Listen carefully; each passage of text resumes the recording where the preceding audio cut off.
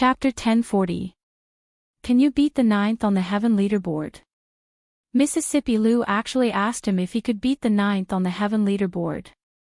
Other than grief and anger, Lee was even more heartbroken. How could she not know what he was capable of? The top 10 of the Heaven Road list was a group of perverts that were weaker than her and Ming Zhu. He did not lack experts, he did not lack great masters, he did not lack second great uncle who was even stronger than great masters, he even had a cheat that allowed him to level up in his sleep. But even so, he could not beat the ninth on the Heaven leaderboard. As early as 2 years ago, the martial arts master ranking, especially the Heaven leaderboard, had already turned into a sea of blood and corpses.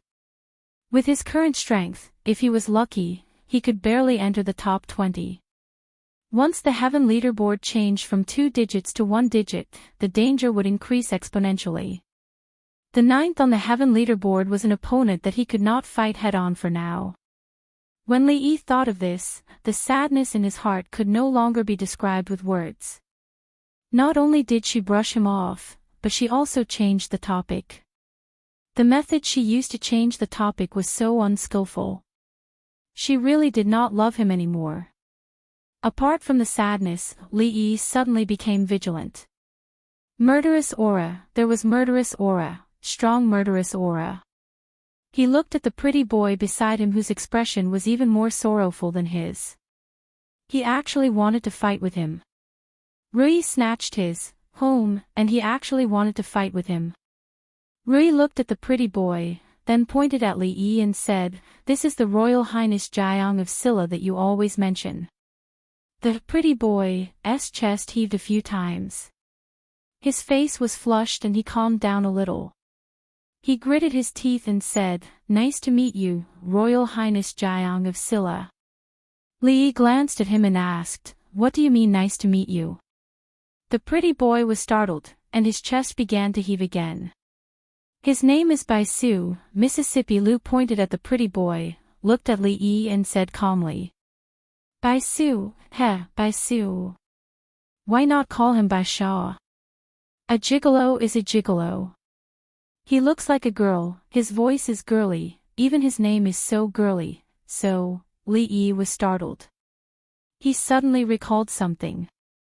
Mississippi Lou seemed to have a subordinate named Bai Su. She was the one in charge of the army of women. Before her, this position was held by Yang Liuqing. This showed how much Mississippi Lou trusted her. Lee looked at the pretty boy who was glaring at him.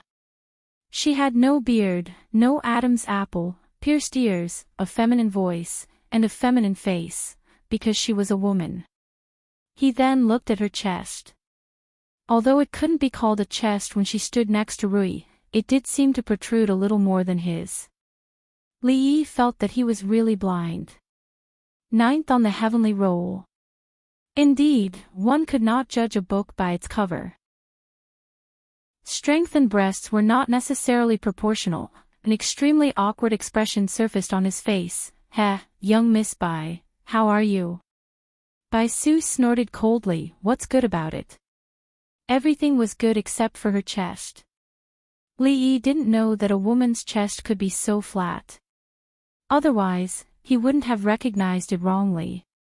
It seemed that it was not entirely impossible that Hua Mulan had been in the army for so many years without being discovered.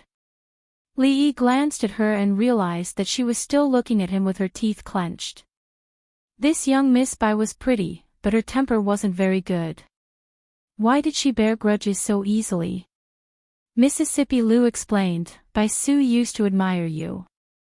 So, I brought her back today to let her meet the legendary Royal Highness Jiang of Silla."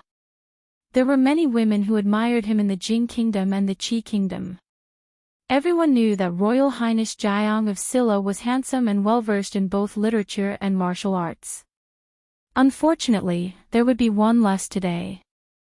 After Bai Su glared at him fiercely for a few times, he went to find Rui to ask questions about martial arts while Rui stayed behind. Mississippi Lou looked at him and said, "Let me see what's wrong with your hand." "No." Lee rejected her decisively. If she said she wanted to see it, he would see it. If she said she had someone she liked, he would have it. If she said she didn't have it, he would lose face. If he agreed to these small things easily, he couldn't guarantee that she wouldn't ask for more in the future. Should he agree or pretend to resist before agreeing? Will you give it to me? No. Forget it then. Second Miss Lu shrugged her shoulders, then looked at him and said, I lied to you this morning. How could I have a sweetheart? Swear. Okay, I swear. Second young Mistress Lu raised her hand and said, if I have a sweetheart, I will make him choke when eating, choke when drinking water, choke when eating fish, and choke when eating raccoons without seasoning packets. Mississippi Lu was very sincere in making such a vicious oath. However, she felt cold all over. Maybe she caught a cold because she didn't sleep well last night. She actually joked with him about such an important thing. Was this something she could joke about? In the past, Rui was as cold as ice and would draw her sword at the slightest provocation. But now, she had learned from some bastard to be so naughty, making jokes that shouldn't be made. His poor hand had been injured twice in one day. Li walked towards the kitchen. He waved his hand casually and said, it's okay. I just accidentally cut myself, bang. His hand accidentally hit the door frame, and the gauze that was no longer bleeding was immediately stained red. Li felt that he should look at the almanac or find a monk or a Taoist priest to calculate whether he had been in trouble recently. He actually experienced 3 bloody disasters in one day, Mississippi. Lu walked over quickly and grabbed his hand. She looked back at Fong and said, what are you waiting for? Hurry up and get the gauze and medicinal wine. Ah. Oh. Fong immediately reacted. This was the 3rd time he had taken these 2 things today. Watching Mississippi Lu take off the gauze and open the medicinal wine, Li hurriedly said, I'll do it myself. I'll do it myself. Mississippi Lu crossed her arms in front of her chest and said, do it yourself. I'll see how you do it yourself. Li didn't have a 3rd hand, so he couldn't do it himself. He looked at Fong and said, what are you waiting for? Come and help. Fong looked at Second Miss and then looked at his son-in-law. He leaned against the door frame and shook his head, sorry, I don't know how to do it. Li looked at him and said in surprise, you didn't return it in the morning and afternoon. Sorry, I forgot. Fong continued to shake his head. Rebellion, rebellion. Fong actually embarrassed him in front of Rui. He didn't let him go to the Wu Kingdom to inquire about the news. Don't be so wishy-washy. Let me do it. Mississippi Lu glared at him, grabbed his hand, and carefully washed it with the medicinal wine. Then, she opened the gauze, cut a section and carefully wrapped it. It had to be said that Rui's wound looked much better than Fong's. After wrapping it up, she put the gauze and medicinal wine aside. As if remembering something, she looked at Li Yi and asked, do you think a woman can really like another woman? Lesbians are infinitely good, but they can't give birth. What? Li Yi looked at the butterfly knot on his hand and felt awkward no matter how he looked at it. He said casually, there's no law that says a woman can't like another woman.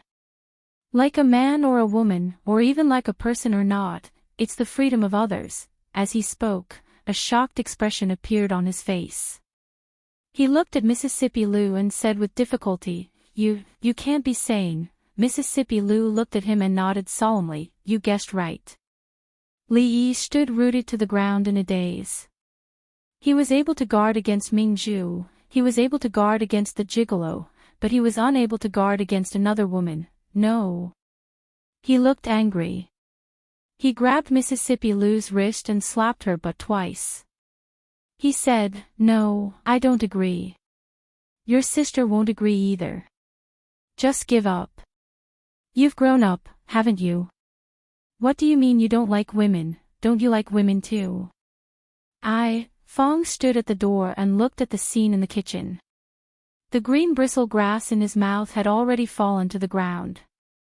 The sun was not scorching today, but he felt like he was blind. The son-in-law actually dared to do that to the second miss. He looked at the knife in the kitchen and was ready to grab it at any time. He was worried that the second miss would chop off the son-in-law's hand. "I'm just kidding. Don't be so serious, Mississippi." Lou shook off his hand and looked at the vegetables that had not been cut yet. She said, "Your hand is injured. Leave it to me. You go outside and wait, damn it." What the hell? Fong couldn't help but curse in a low voice when he saw the son-in-law walk out of the kitchen unscathed. He picked up the green bristle grass on the ground and put it next to Li Yi's mouth. He asked, "Son-in-law, tell me how you feel." "No, I don't feel anything." Li Yi's voice was a little shaky. Old Fong looked at his hands. Li Yi raised one of his palms, which were also trembling non-stop. He looked back at Mississippi Lou, who was wearing an apron and busy in the kitchen. He murmured, "What the hell?" Chapter 1041. Li Yi thought that the day of his wedding would be the pinnacle of his life. That day, he spanked Mississippi Lou's but to avenge his years of humiliation. Of course, the consequences of reaching the pinnacle were painful. His stomach hurt for several days, but after the "pa" sound, the carefree feeling that came from the depths of his soul was something that he would never forget for the rest of his life. This was something that no matter how much money he earned or how high his title was, it could not compare to. He thought that after that day, there would no longer be a pinnacle in his life. Who would have thought that after 2 months, he could easily reach the pinnacle of his life? Mississippi Lou did not beat him, nor did she scold him. She even helped him cut the vegetables and cook the rice. This was not Rui, this was Rui. After dinner, he sat in the yard thinking about this problem. Mississippi Lou sat opposite him. Li Yi could not help but shiver. He was ready to run away when she came to settle the score. Mississippi Lou looked at his fingers and asked, "What happened to you today?" Li Yi's 2 fingers were wrapped in gauze. He looked down, shook his head, and said, "I was accidentally distracted at that time." "What were you thinking about?" "You were distracted when you were cutting vegetables?" Mississippi Lou looked at him. Li Yi always felt that her eyes were very aggressive, as if she could see through his mind. Well, I was thinking again. In the future, when I make porridge, I should put less sugar." Li Yi nodded and said so. "Why less? Didn't you say that you don't like sweets?" "Who said that I don't like sweets?" Mississippi Lou looked at him and said, "I have always liked it." Li Yi was a little happy. He knew it. He knew that Mississippi Lou still liked him and liked the sugar porridge he made. "Well, there is one more thing." Li Yi thought for a moment, then looked at her and said, "It's too hot these days. We're going to move to the mountains for a while. Do you want to come?" It was already July. From a few days ago, the weather began to be unbearably hot. Of course, with the ice house and the ice mirror, it didn't matter whether the weather was hot or not. However, Li Yi and Rui were worried that the coolness created by the ice would affect Zuemo's body. It just so happened that Wang Wei wrote a letter saying that it was very cool in the mountains these days. Li Yi and Rui discussed it and planned to go there to avoid the heat and come out when the weather was cooler. Go, why not? There are still some disobedient people there. It's time to subdue them. He and Zuemo would go there, and naturally, Ruoqing would not be missing. Xiao Huan, Xiao Chui, and Xiao Zhu would definitely follow, and Li Duan, Yong Ning, and Mississippi Lou would not be left behind. So this time, they should be going into the mountains to be bandits. Because Zuemo was pregnant, he was busy all day and had no time to arrange things there. This time, he could go there and deal with the rest. Looking at the back of Mississippi Lou walking back to her room, Li Yi was deep in thought. Rui changed all of a sudden. She really became gentle like never before. At this moment, he actually found it a little difficult to adapt. Inexplicably, he would feel an itch on his butt. Sure enough, he was infected by Fong. Inside the room, Mississippi Lou closed the door, walked to the bed, and took out the book under her pillow. Looking at the book in her hand, a rare look of respect and admiration appeared on her face. This trace of respect and admiration was naturally for the owner of this book. The Fringe. It was more appropriate to call the Fringe a new world. The new world was naturally relative to the three kingdoms of Qi, Jing, and Wu. A new trade route had been opened up here. Not only was it easy to travel, it was more importantly, safe. In the past, the Fringe had many forces and bandits. Although there were still many bandits now, they were unified by a powerful force. At least on this trade route, it was absolutely safe. Commander Wang Wei, who had already fulfilled his childhood dream and had even surpassed his initial thought of making a name for himself and showing that tigress, stood on the top of the mountain. The mountain wind made his clothes flutter in the wind. He rubbed his bald head out of habit and couldn't help but feel a sense of lofty sentiments.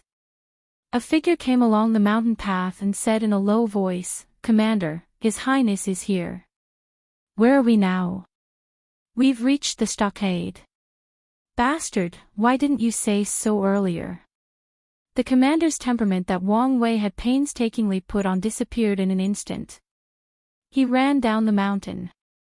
The reason why Li Yi chose to stay here for the summer was that after several years of construction, apart from the inconvenient transportation, this place was even more prosperous than Yong County town. Of course, for strategic reasons, to avoid the possibility of being surrounded by the army in the future, the road up the mountain could not be very convenient. Almost every mountain was easy to defend and difficult to attack, and there were also sufficient retreat routes. In terms of these, no one knew better than these bandits. The mountain was indeed much cooler than the prefecture city. The air was fresh and the scenery was beautiful.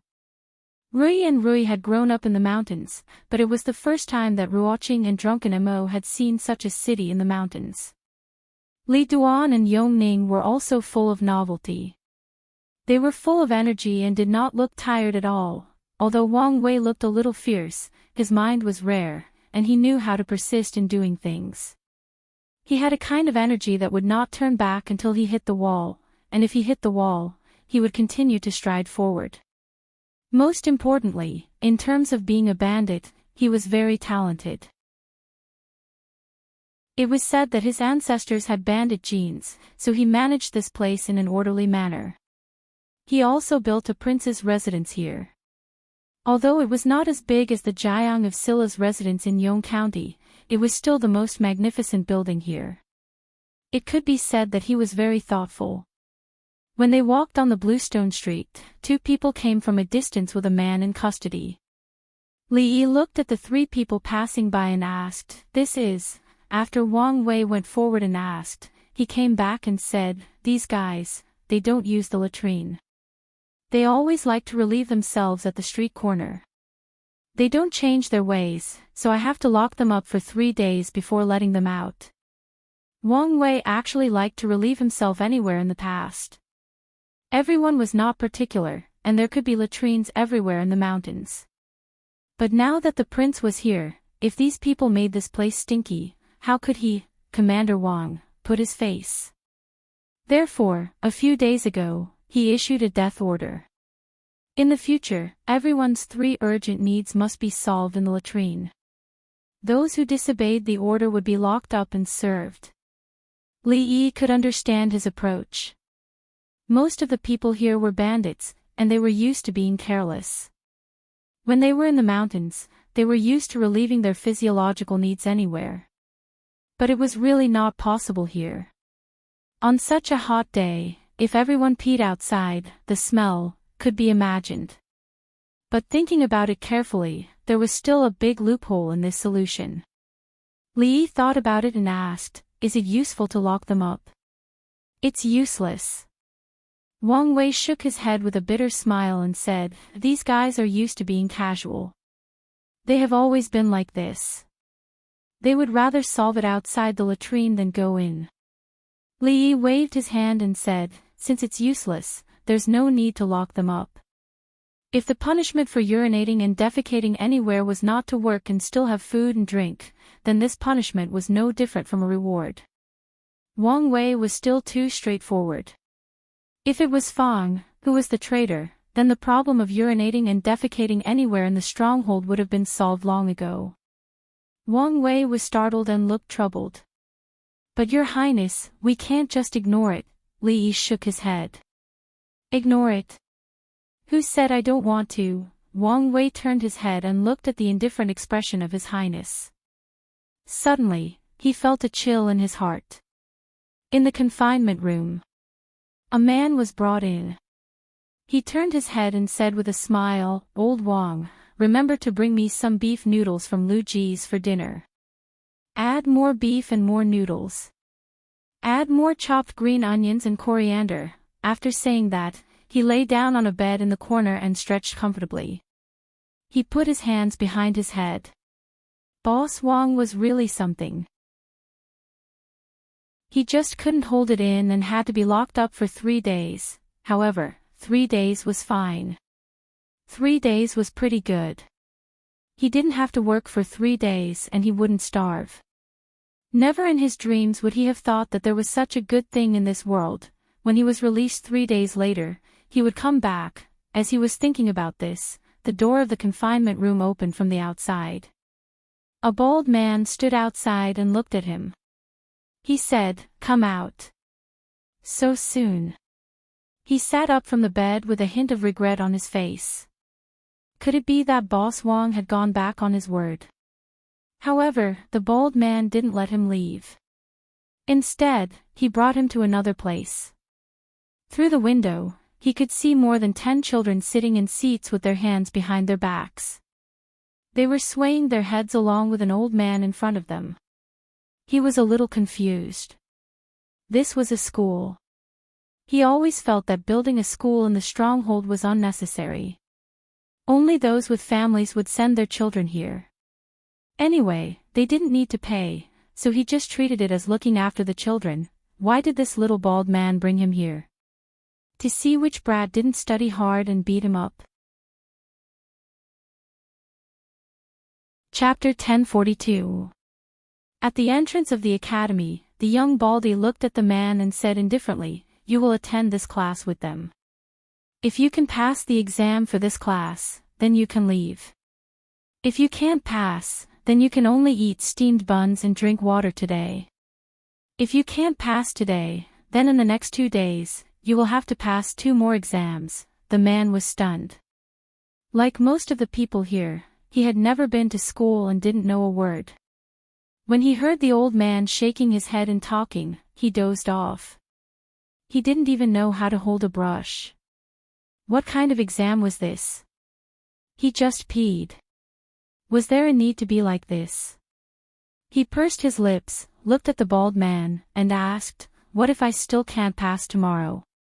"If you still can't pass." The bald man patted him on the shoulder and comforted him. In fact, steamed buns and plain water are the most nourishing. Although Commander Wang usually treated people kindly, many people were still afraid of him when he was serious. Not long after, the man walked into the school dejectedly and sat in the last row. The young bald man went forward and said a few words to the old teacher. The old man nodded and glanced at the back row. He didn't care about the man anymore. The man sat in the back row. When he saw the eyes of the children around him, his face was a little red. He simply lay on the table and slept. He really didn't believe that Boss Wang was crazy to let him sit in the school with these little children to study. Did he want him to be the top scorer? He, Wang Dezhuang, was not meant to be a scholar in his life. Listening to the old man's voice, he felt sleepy. After an unknown amount of time, he was pushed awake by a little fat man sitting next to him. The little fat man handed him a piece of paper and a pen and said, "The teacher said to write down the 5 words he just taught." The man looked at him with a dull face. Before writing it down, he needed to know what words the old man had taught him, how to write those words, and how to hold the pen. He looked at the little fat man, smiled, and said, "How about you write one for me? I'll go out and buy you candied hawthorn. My family sells candied hawthorn." The little fatty looked at him and shook his head. "Also, teacher said that I can't write for him, or I'll be punished too." The man looked at him helplessly. "Then can you at least copy it for me?" "Not giving." The little fatty replied bluntly. He turned his back to her and began to write on his own. The man grabbed the brush and looked at the white paper on the table. His face was lifeless and he didn't know what to write. After a while, the pen in front of him disappeared, and so did the paper. In its place was a cup of water, a steamed bun, and a bald head. The baldy looked at him and said, "Tomorrow is a poetry recitation test. The day after tomorrow is poetry recitation. The day after that, you might have to learn arithmetic." The commander said that the 5 words that you didn't write today have to be filled in. Take care. With that, he turned around and left. The man sat in his original position in a daze, reciting poems, writing from memory, calculating. They wanted him dead. The man shuddered and hurriedly ran out. He didn't see the baldy, but he saw the little fatty who stopped him from copying. The little fatty was licking a stick of candied hawthorn. The man snatched it from his hand and took a bite.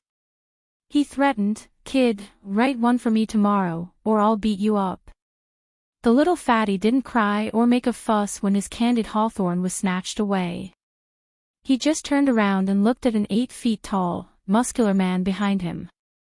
He said, "Dad, he snatched my candied hawthorn and wanted to beat me up."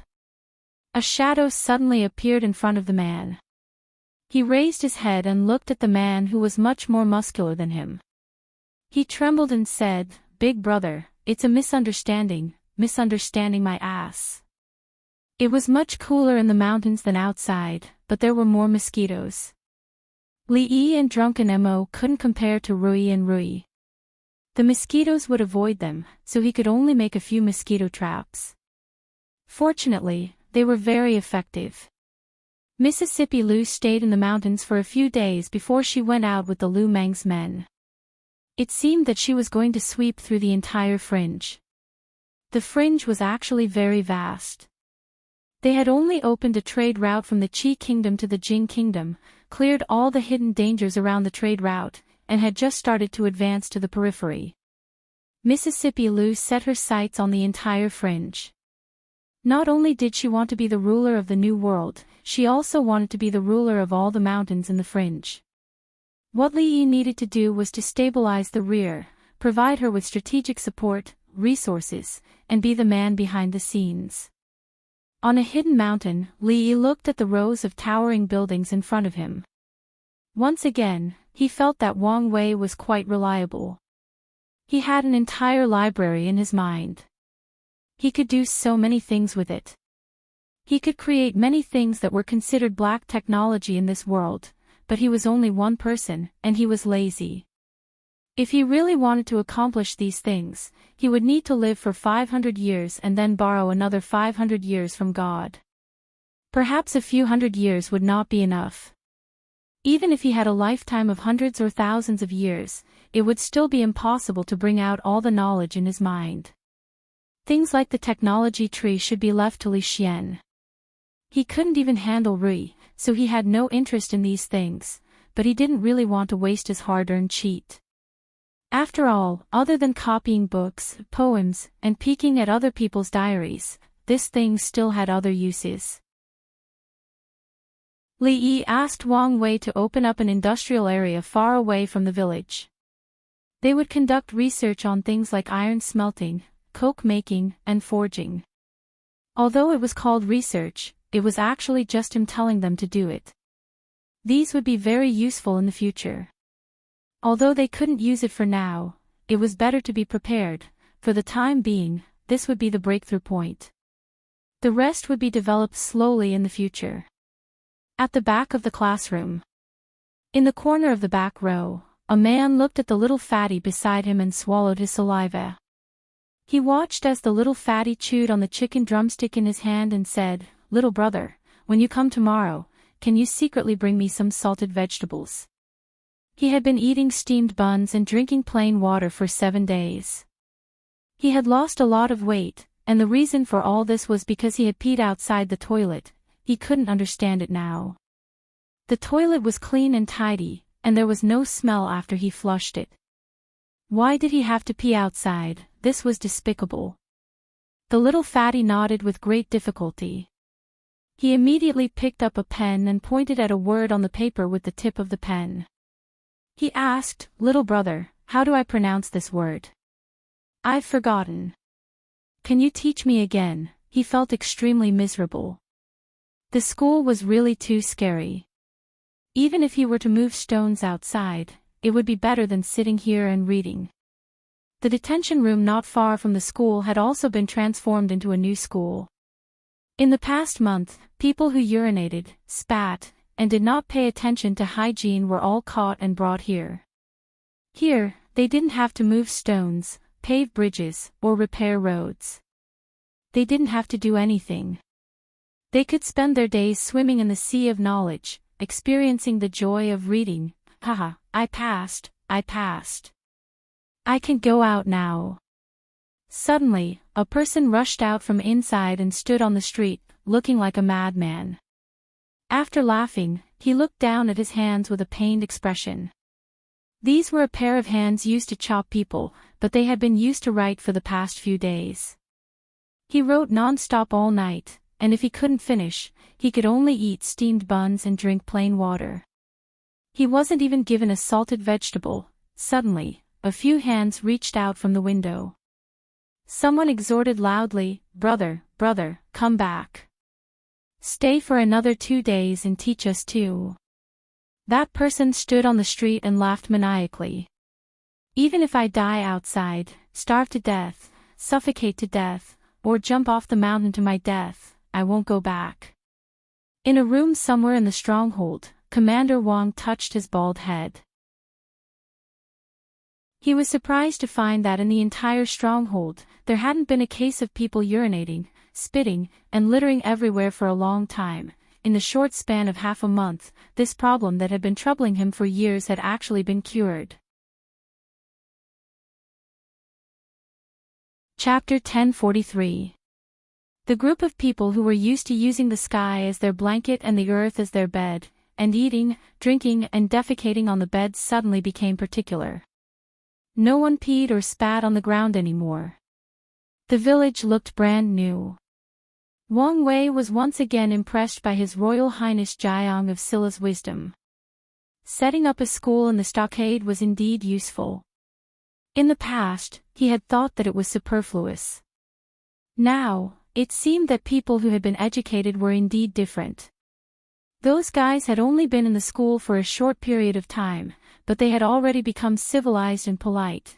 When his child was born and grew up, he would also send him to the school and let the teacher teach him well. Li Yi also heard about this from Wang Wei. He felt a little regretful. His subordinates were a group of boorish men. They would pick up a knife and cut people without hesitation, but when he asked them to pick up a pen and write, it was like asking for their lives. He gave them a free chance to improve themselves and surpass themselves, but none of them cherished it.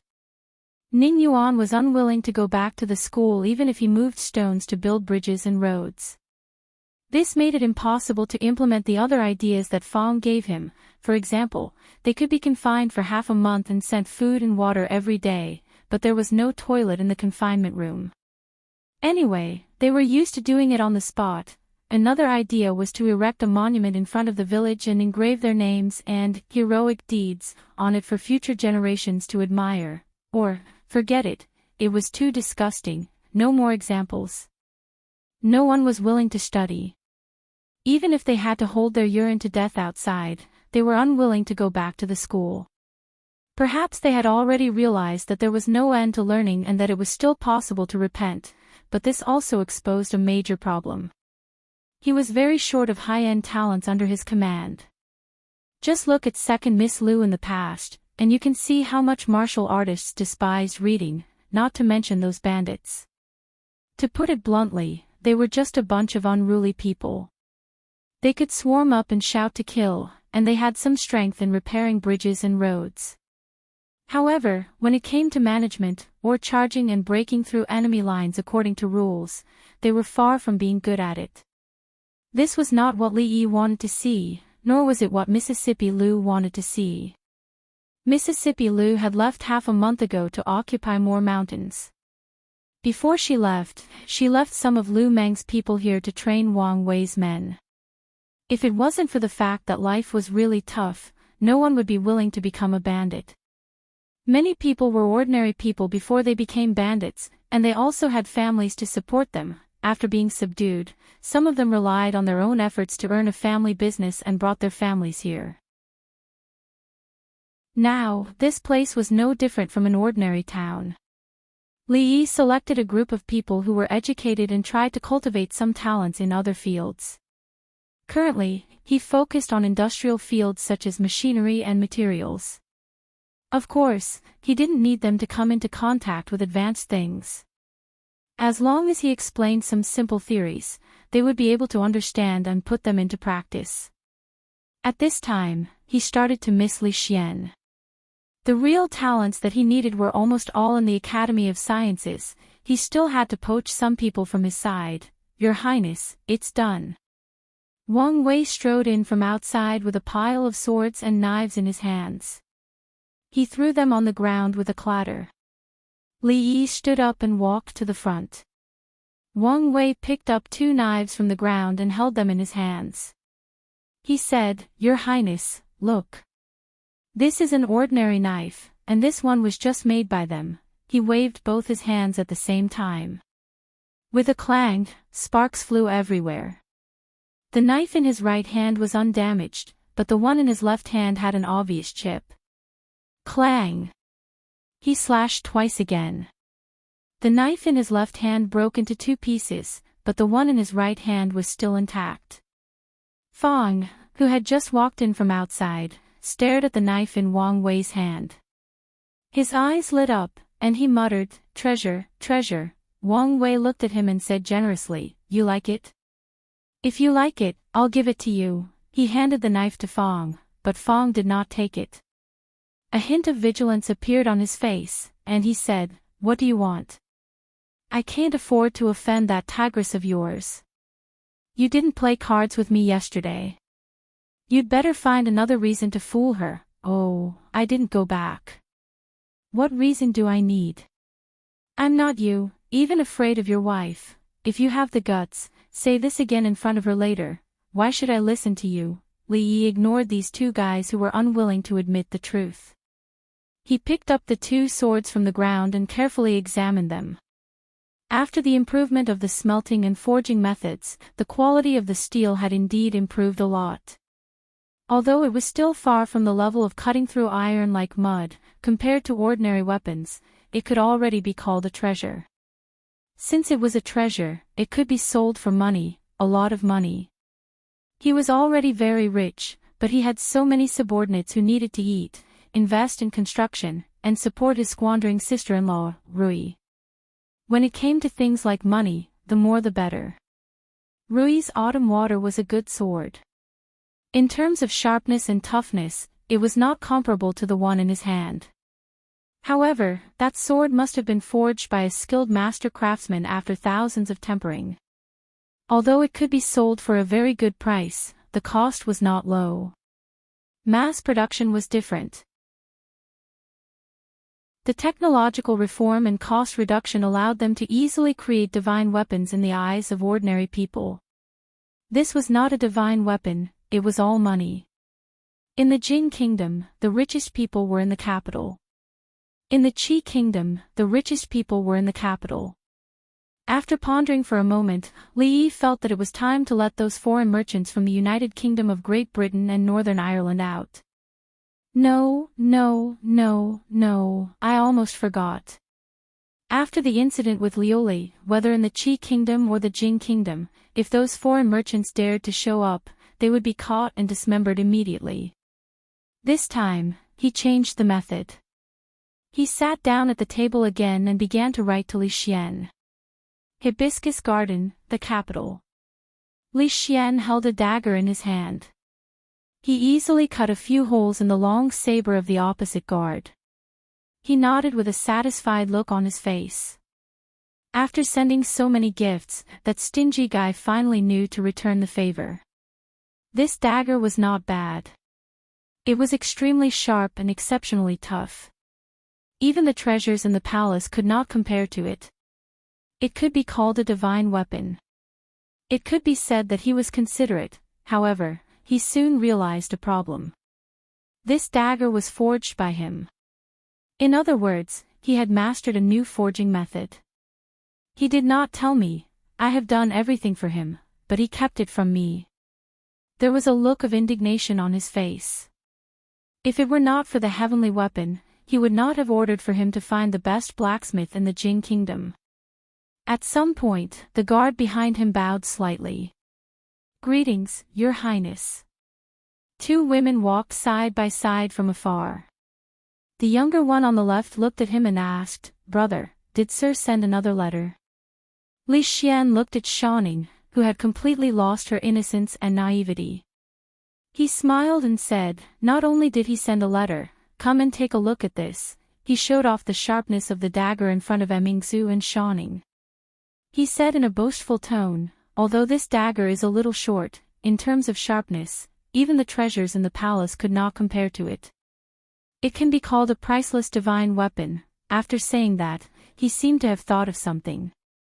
He pointed behind him and said, He brought you a gift too. Go open it. The two women walked over slowly and opened the two long brocade boxes on the table behind him. After being stunned for a while, they turned their heads at the same time and looked at the dagger in Li Xian's hand. Li Xian was stunned. He then smiled and said, If you like this divine weapon, I can lend it to you for a few days. But remember to return it to me. I still need to use it for research. Shanning closed the brocade box discreetly. She shook her head and said, It's fine, you're welcome. I will ask him to give you two next time. Li Xian walked over and asked in confusion, What did he give you? It's nothing. Shanning shook her head and picked up the brocade box. She said, Brother, I still have something to do in the academy. I will leave first. The brocade box was too long.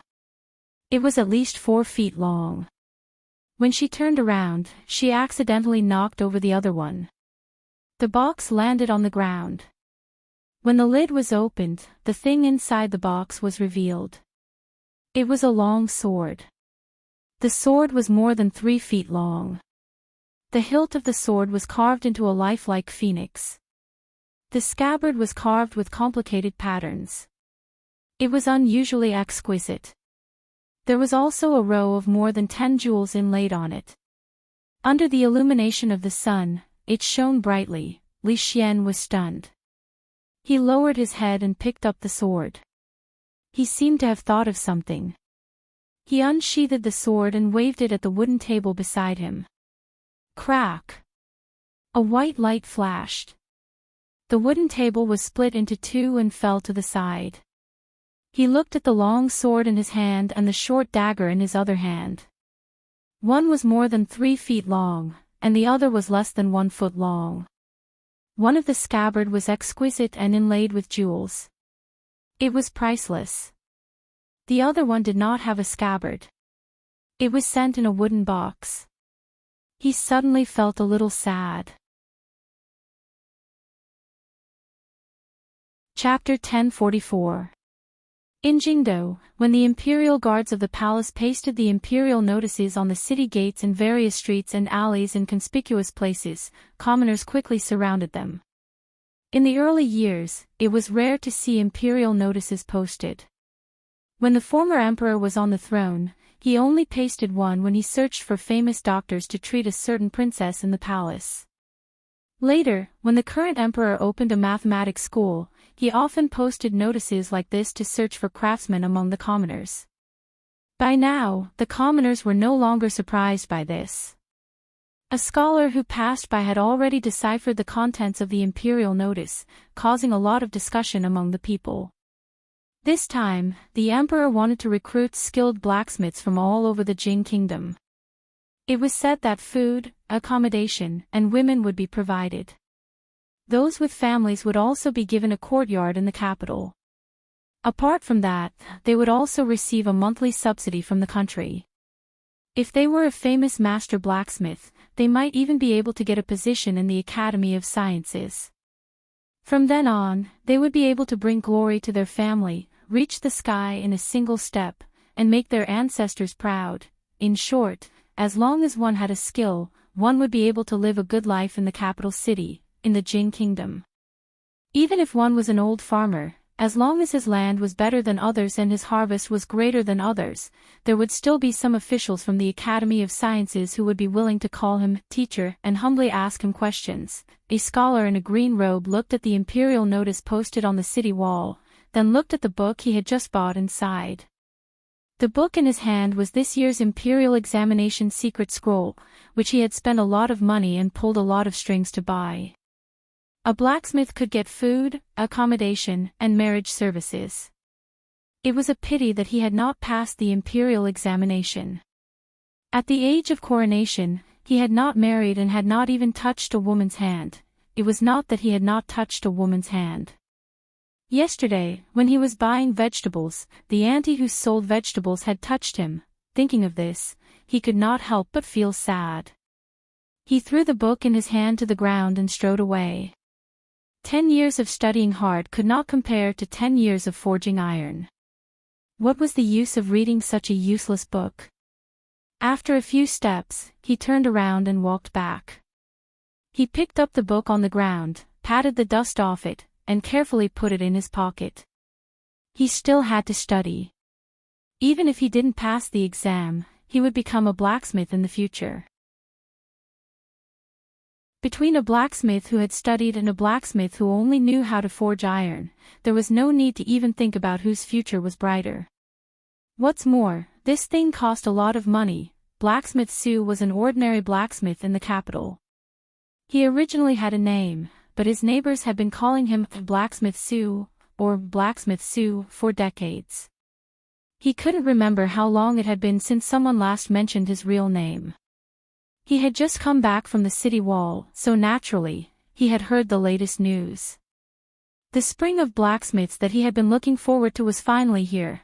Carpenter Wang, who lived next door, had entered the Academy of Sciences 2 years ago. Although he was only doing odd jobs for the great craftsman of the Ministry of Works, he had built a 2-story courtyard this year and arranged a marriage for his silly son. The bride was going to be married this year, and his life was enviable. The old gangster who sold pornography diagonally across the street was also living a comfortable life because he could tell what people were saying just by looking at their lips. It was said that he was a teacher at the Academy of Sciences and had a group of disciples. He even boasted that he had taught the current emperor. Blacksmith Sue's son was still young, so he wasn't in a hurry to arrange a marriage for him. As a blacksmith, he didn't have the extravagant hope of becoming a teacher for the emperor. All he wanted was to earn more money and let his family of 3 live a more comfortable life. He glanced at his son, who was playing outside the door. He didn't forge iron, but leaned comfortably on the chair and took a sip of the good wine that he had just bought from the tavern. He had already signed up for the recruitment on the imperial notice board, and now he just had to wait for the notification. Outside the door, a few young children were running happily in the streets. Eat my wind god's kick. I know the cloud-splitting palm. I have the snow-guzzling saber. I have the peerless sword. The world of children was always carefree. They weren't old enough to study, so they only thought about eating and playing every day. Sometimes, they would sneak into the brothel to listen to stories. The brothel was the most magical place in their hearts. There were monkeys waving sticks and fighting their way up to the 33 levels of heaven. There were various immortals and gods that they had never heard of. There were also many martial arts masters and heroic deeds of chivalrous heroes.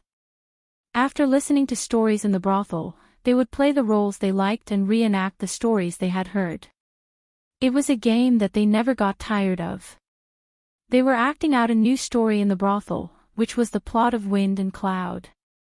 Wind god's kick, cloud-splitting palm, snow-guzzling saber, and the peerless sword, each of them had a dream of being a hero. They wanted to learn the peerless martial arts and help the weak, punish the weak, and fight the evil in the martial world. That was what the story said. Of course, since he was a chivalrous hero, he needed a suitable weapon, a martial art move that sounded powerful, and a fine horse. The horse had to be beautiful, and it would be best if it was tall and big. Only then would Squire Zhang's son, Zhang Xiaohua, ride the same horse as him. Zhang Xiaohua lived in Zhang Yuanwai's house. He didn't have a horse or a weapon. He didn't know where the sword-worshipping villa that the old grandpa mentioned was. It was said that there were many peerless godly weapons there. If he could get one, brother, don't be angry. Playing with the dagger in her hand, Shanning looked at Li Xian and said, Master once said that simplicity is beauty. Look at this dagger. It's simple and clean. The scabbard is simple, and the curve of the blade is smooth. Simplicity was beauty. Li Xian naturally understood this principle. However, when Shanning comforted him, she couldn't walk back and forth. She was holding the long sword in her other hand, and the gem on the scabbard was shining so brightly that he couldn't open his eyes. Looking at her serious expression, Li Xian asked, How about we exchange?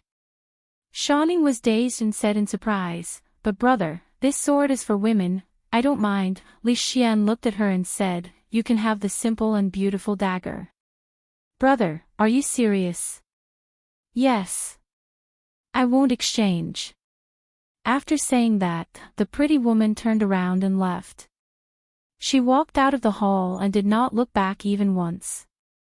Li Xian sat back down and looked at the dagger on the table angrily. He had thought that it was a unique godly weapon. It was indeed unique.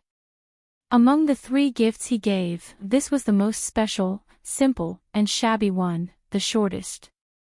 He knew that he wouldn't compete with Emingzu to avoid humiliating himself. But Shanning. Thinking of the girl just now, forget it, Shanning wouldn't compete with him. He would still be humiliating himself. Thinking of this, he actually felt a little better. Then he opened another letter. Sword Greeting Villa, a batch of peerless godly weapons. After reading the letter, he had a rough idea of what Li Yi wanted to do. If he was a shepherd, then the officials and nobles in the capital were the fat sheep raised by his family. A few years ago, he used the colored glass to make these fat sheep shed a layer of wool. Now that new wool had grown, he was here again. He was the emperor, and those people were his subjects. Although it was easy for them to make money, he couldn't let him fool them again and again. If it weren't for the fact that the Academy of Sciences had several big projects that needed funding, if it weren't for the fact that his second child was about to be born, if it weren't for the fact that Emingzu didn't allow him to squander the money in the national treasury, he would never agree to Li Yi doing this. He walked out of the door and said to a guard, Tell them that 280 is not enough, at least 370. At the gate of the capital, several carriages came from afar. Before they entered the city, they were stopped by the guards at the gate. One of the generals came forward and asked, What's in the carriages? A man smiled and said, Some goods. What goods? The general lifted the black cloth covering the carriages and opened a box.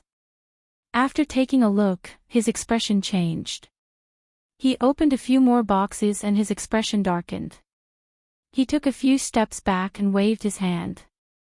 Seeing this, the guards behind him immediately surrounded the carriages. Only then did the general come forward and ask, Do you have the seal of the imperial court? Smuggling weapons was a serious crime, not to mention that there were so many of them. If they didn't have the seal of the imperial court, these people had to be arrested and interrogated immediately. Of course we do. The leader nodded and took out something that looked like a piece of silk from his sleeve and handed it over. After carefully examining it, the general waved his hand and the guards behind him left. The carriages drove through the gate. The general was still a little worried and went forward to ask, Where did these things come from? In front of the carriages, the man turned around and said with a smile, "Sword greeting Villa." Chapter 1045. There were two markets in the capital, the East and the West, selling a wide variety of goods. It was the largest market in the vicinity of the Jing Kingdom. Of course, apart from the row upon row of shops and the endless stalls on the streets, there were also all kinds of strange things. For example, a chicken with 3 legs, a bird without legs, a stone man with words on its body, a fox that could talk, and so on. Of course, the imperial court did not allow foxes to talk, and the people were not allowed to dig stones from the river. However, there were still people who laid a piece of white cloth in a corner of the street and sold some valuable antiques that were unknown whether they were real or fake. There were rich people in the capital, and there were also rich people who were interested in these things. The capital's West Market. After the market opened at dawn, the shouting continued until the market closed at night. Glazed statue blessed by Master Sandalwood, 5 taels of silver for 1, the chair that His Highness Jiang of Silla sat on, 100 taels of silver, selling a knife, a treasured knife passed down from my ancestors, able to cut copper, iron, gold, and jade. The original price is 10,000 taels, now only 5,000 taels, only 5,000 taels. There were all kinds of things for sale on the streets of the capital. A while ago, someone was selling underwear worn by His Highness Jiang of Silla. Later, it was confirmed that it was not Jiang of Silla, and the seller was arrested and sent to prison for fraud. Sometimes, the people would gather around to watch the excitement, to see what was so special about the chair that His Highness Jiang of Silla sat on, to see if the Buddha statue blessed by Master Sandalwood would glow, to see if the treasured knife passed down from my ancestors could cut iron like mud, and so on. A man with a long knife at his waist walked up to the man selling the knife and asked, "This knife of yours, is it really as good as you say?" The man smiled, "A treasured knife is a treasured knife.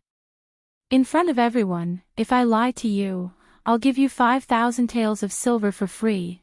Hearing this, the man smiled, drew out the long knife at his waist, and said, "This knife of mine is just an ordinary one, you can try." The man also drew out the knife in his hand, handed it to him, and said, "You can try it yourself." The man looked at him and suddenly said warily, "If I break this saber, you won't ask me to pay for it, right?" "How could that be?" The man shook his head and pointed at the crowd. "Today, everyone here is a witness. If my family's treasured saber is broken by this brother, I don't need him to compensate." Seeing this, the man no longer hesitated. He held 2 sabers in each hand and chopped down. Clang! After the sound of metal clashing, the saber that he brought with him broke, but the man's family heirloom saber was not damaged in the slightest. He stared blankly at the broken blade on the ground with a pained expression on his face. He then looked at the man and said, "How dare you sell weapons privately and break my family heirloom? I'm going to arrest you and bring you to the authorities." The Jing Kingdom was very strict with the control of weapons. Without the permission of the government, it was illegal to sell weapons. Of course, the regulations in this area had always been very lax. However, if it was investigated carefully, the man's act of selling knives on the street had indeed violated the law. The man looked at the big man who was stunned on the spot and said, "It's fine if I don't arrest you, unless you compensate me with this knife." The man who sold the saber snatched back the saber and grabbed the man to beat him up. Some of the crowd stayed to watch, while others shook their heads and left.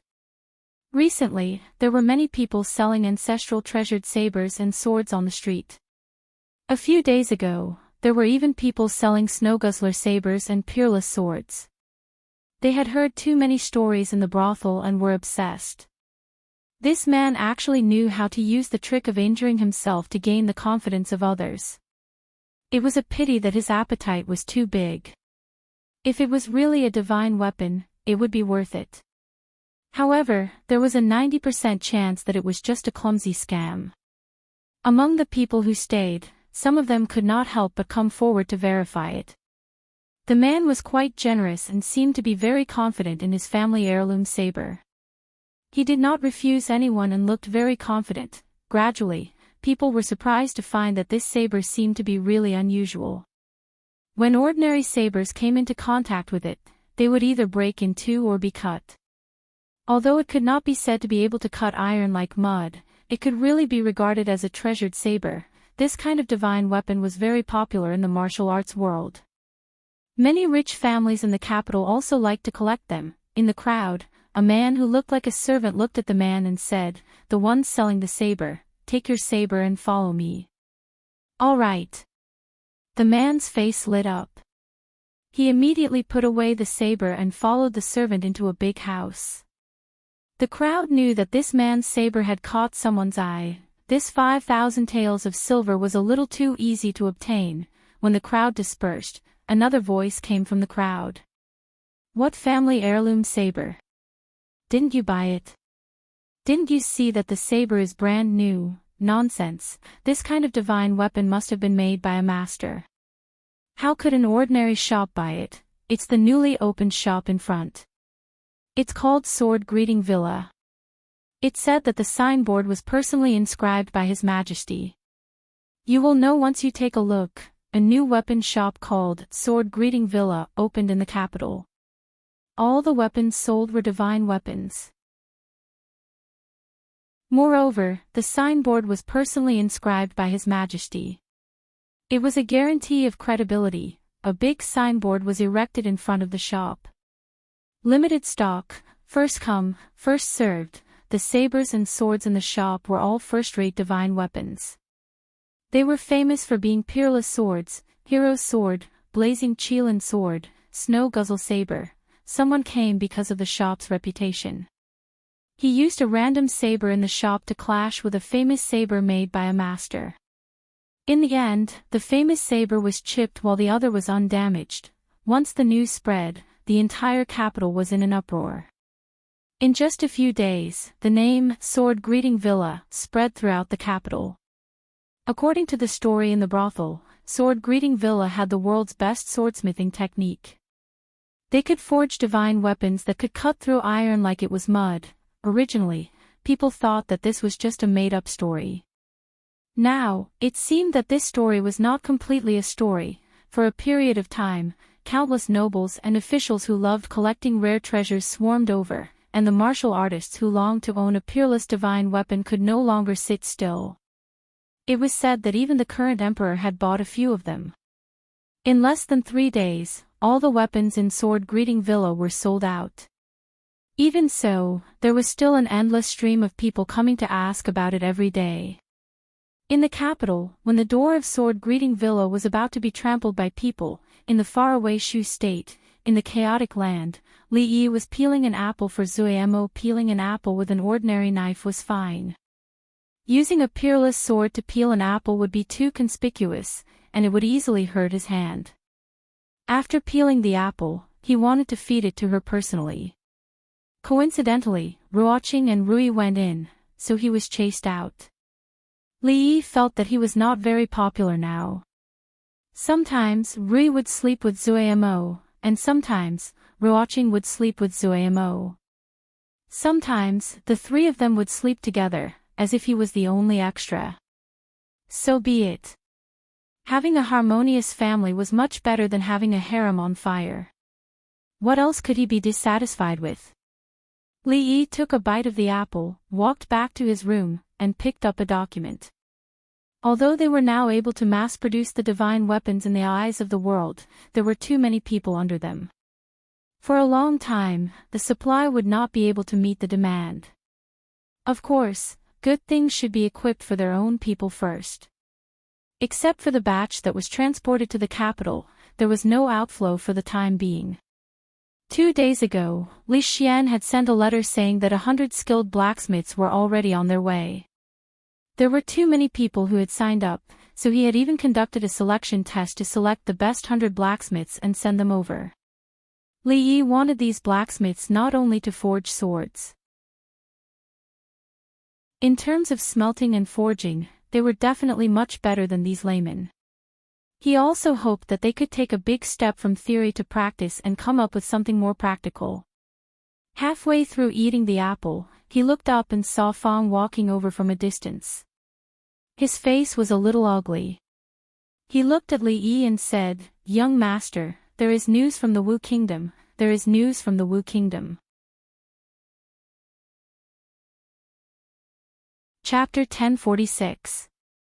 For the sake of Mississippi Lu's precious disciple, Li Yi had sent people to the Wu Kingdom to gather information a long time ago.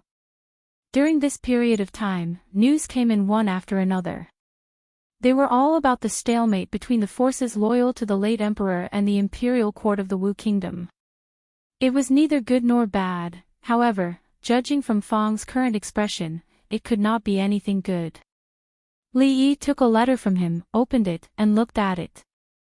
The letter said that the imperial court of the Wu Kingdom had secretly recruited several rebel forces. Half a month ago, they besieged Princess Duanrong, who had rebelled. In that battle, the imperial court of the Wu Kingdom won a complete victory. Princess Duanrong's side suffered a crushing defeat. The imperial court reclaimed all the cities they had seized. As for Princess Duanrong, her whereabouts were still unknown. Unknown meant that the imperial court of the Wu Kingdom had not found her. This was the silver lining in the misfortune. Li Yi looked at Fong and asked, "Does Rui know about this?" Rui was not in the stockade. She had returned a few days ago. She should still be busy subduing the other forces in the fringe. Fong nodded and said, "I've already sent someone to deliver the news. She should know soon." Li Yi rubbed the space between his brows and said helplessly, "Go find her." Immediately. Second Miss Lu had become a lot gentler. She wouldn't retaliate even if she was spanked. She was like a completely different person from before. However, there was something else in her character that wouldn't change easily.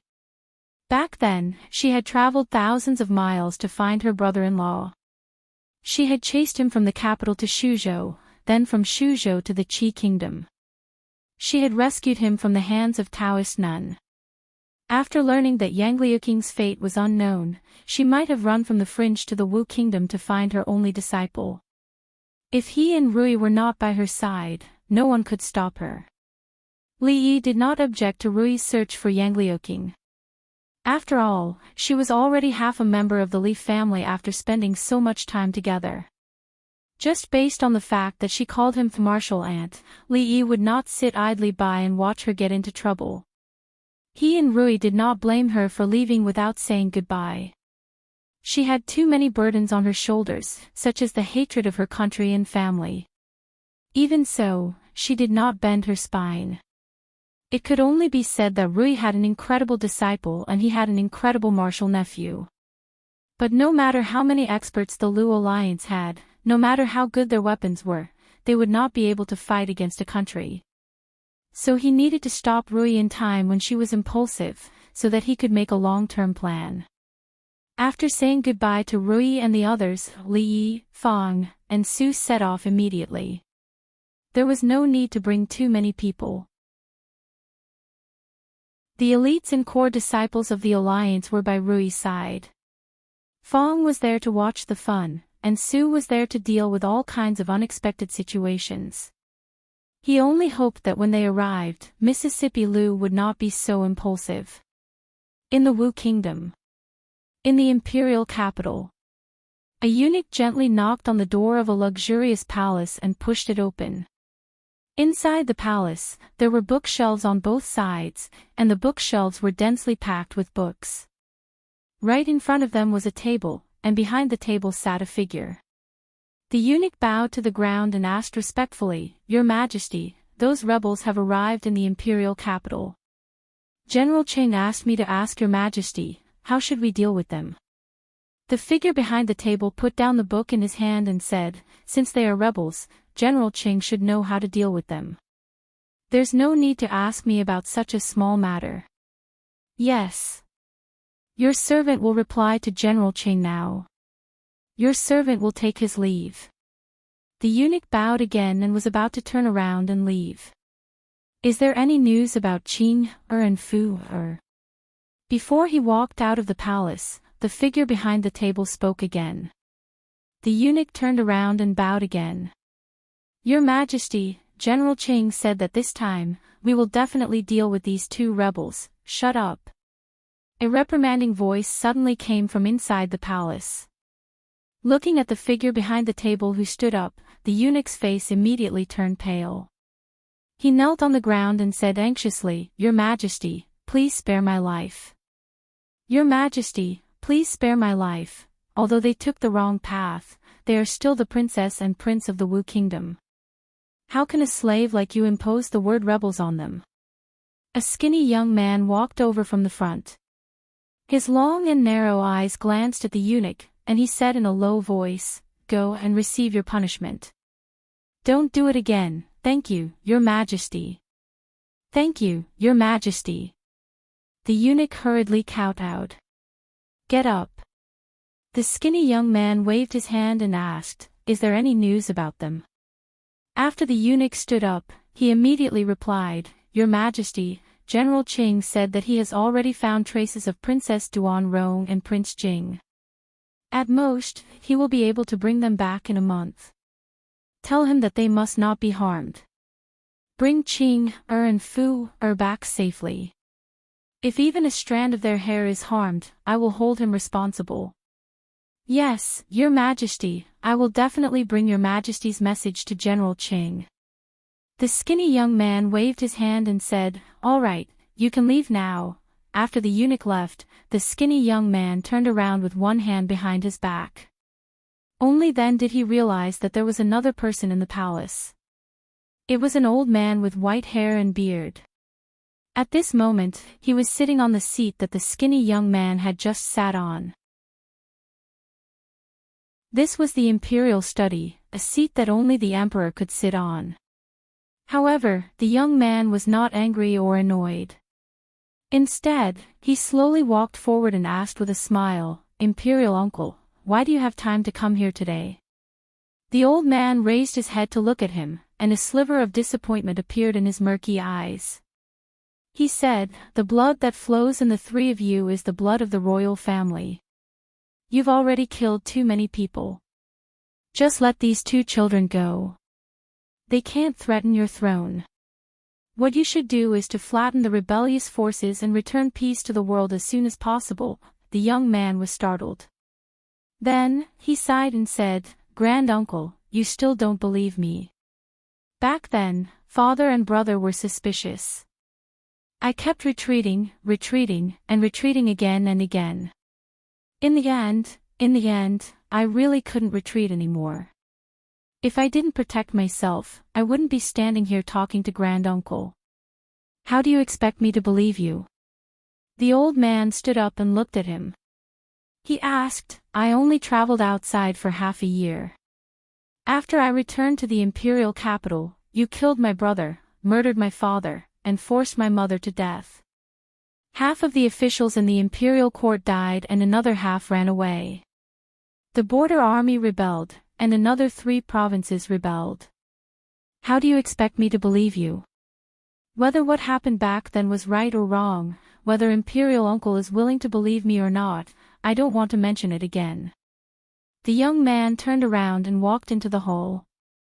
He said, Now, our Wu Kingdom is in a deep quagmire. The 2 kings of the Qi Kingdom are fighting for power. However, the Jing Kingdom is developing rapidly and suppressing all the other countries.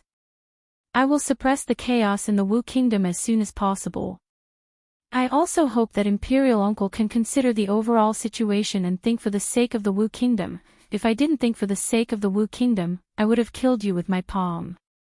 The old man walked past him and said calmly, I don't care about the suppression of the rebellion.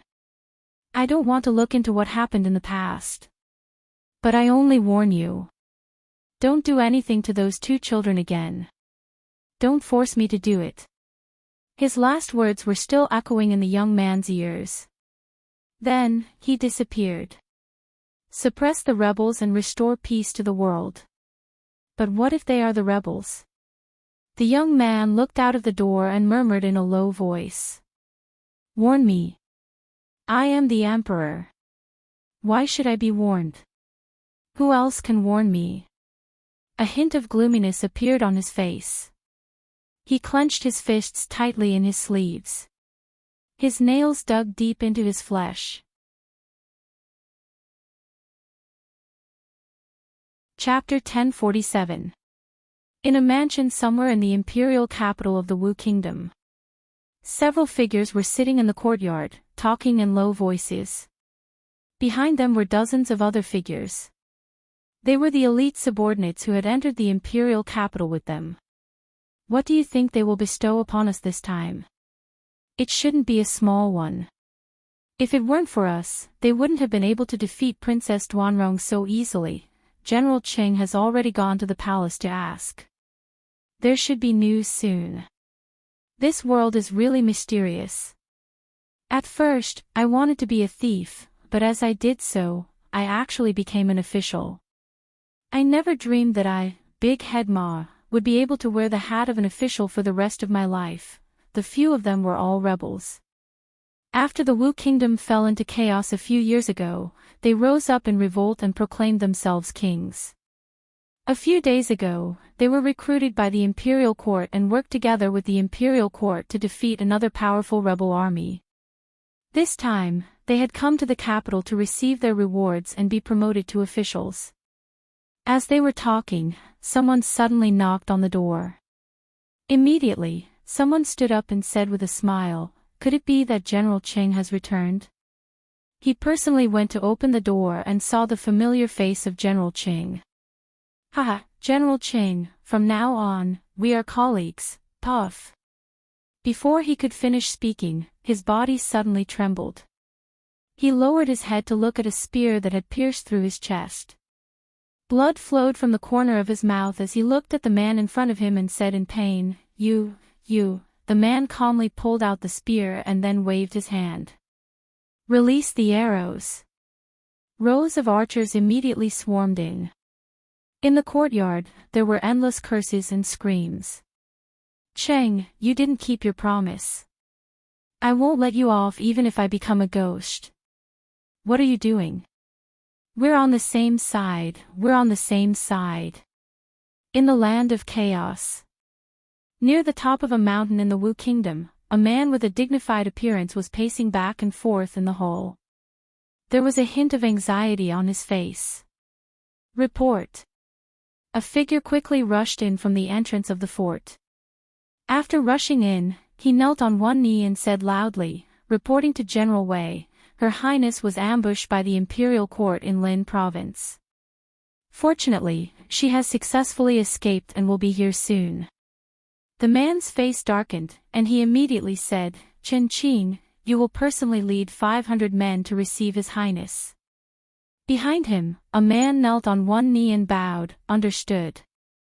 The other man hesitated for a moment before asking, "General, sending 500 people at the same time is too big of a commotion. If the Wan brothers find out, I'm afraid." The middle-aged man's face darkened. The Wan brothers were a group of bandits dozens of miles away from this place. They had a large number of people and were extremely powerful. In the past few years, there had been occasional friction between the two sides. If the other side took advantage of the situation and attacked, it would be a big problem. He thought for a moment, then shook his head and said, "Your Highness's safety is more important." Chen Qing, set off immediately. At this moment, a weak voice suddenly sounded in everyone's ears. The messenger pursed his lips, looked at them, and said, "General, the Wan brothers, they..." Immediately, someone's expression changed, and he asked, "Could it be that they're making a move again?" The messenger shook his head and said after a while, "The Wan brothers, they..." Someone couldn't hold it in any longer and said angrily, "What happened to them? Tell us." "They're repairing the road." The guard general was startled and frowned, asking, "Repairing the road?" The messenger looked up at him and nodded, saying, "Our spies saw it with their own eyes." Not only the Wan brothers, but also the Black Blind of the Twin Forks Ridge, the Mountain Patrol Tiger of the White Tiger Ravine, he pointed out the names of several famous bandit leaders in the vicinity, swallowed his saliva, and said, "They are all repairing roads, the Wan brothers, the Black Blind, the Mountain Patrol Tiger." These people he had just mentioned were originally the bandits of the Wu Kingdom. In the early years, they were just a small group of bandits roaming the border provinces. Later on, the country was in turmoil, and some people gathered a huge force to form a separatist regime. In a small area, they were able to stand up to the imperial court. There were also people like the Wan brothers. Their strength was neither strong nor weak. They couldn't stand up to the imperial court and were unwilling to submit to other major forces, so they simply fled into the land of chaos, occupied a mountain, and proclaimed themselves as kings. Over the years, they grew stronger like a rolling snowball and had long become the overlords of the mountain. They often left the mountain to plunder the common people and caravans. The guard general wanted to eliminate them, but they were powerless. Anyone would find it strange that such bandits would suddenly stop plundering and run off to do something as mindless as repairing roads. Someone seemed to recall something and said, "General, I heard that 2 years ago, a new force rose in the Jing Kingdom. They had extraordinary strength and forcefully opened up the trade road connecting the Jing Kingdom and the Qi Kingdom. They swept away all the bandits along the road and escorted the traveling caravans and pedestrians. The bandits they subdued were all forced to pave the road and repair the bridge." The guard general looked at him and asked, "You're saying that those people have already come here and subdued the Wan brothers, the Black Blind, and the Mountain Patrol Tiger at the same time, making these overlords personally pave the road for them and open up the trade road? Apart from this, I can't think of any other reason. Let's not talk about whether they came to the Wu Kingdom or not. Subduing the Wan brothers, the Black Blind, and the Mountain Patrol Tiger at the same time. Do you think there's such a powerful force in the land of chaos?" The guard general shook his head and said, "No matter what the Wan brothers are up to, let's first bring the princess and His Highness King Jing here safely, then we'll think about it." The man looked at the guard general in silence for a moment before he said, "General, what I mean is, if they really subdued the Wan brothers, the next one will be us. What does this have to do with us?" The guard general frowned again and asked, "We have no problem with them subduing bandits, but we are not bandits. Why would they attack us? Do they really think the land of chaos is their territory?" Dozens of miles away, on the mountain road. A dark mass of people were busy on the mountain road. Behind them, there was a long gray mountain road. A bald man stepped hard on the mountain road.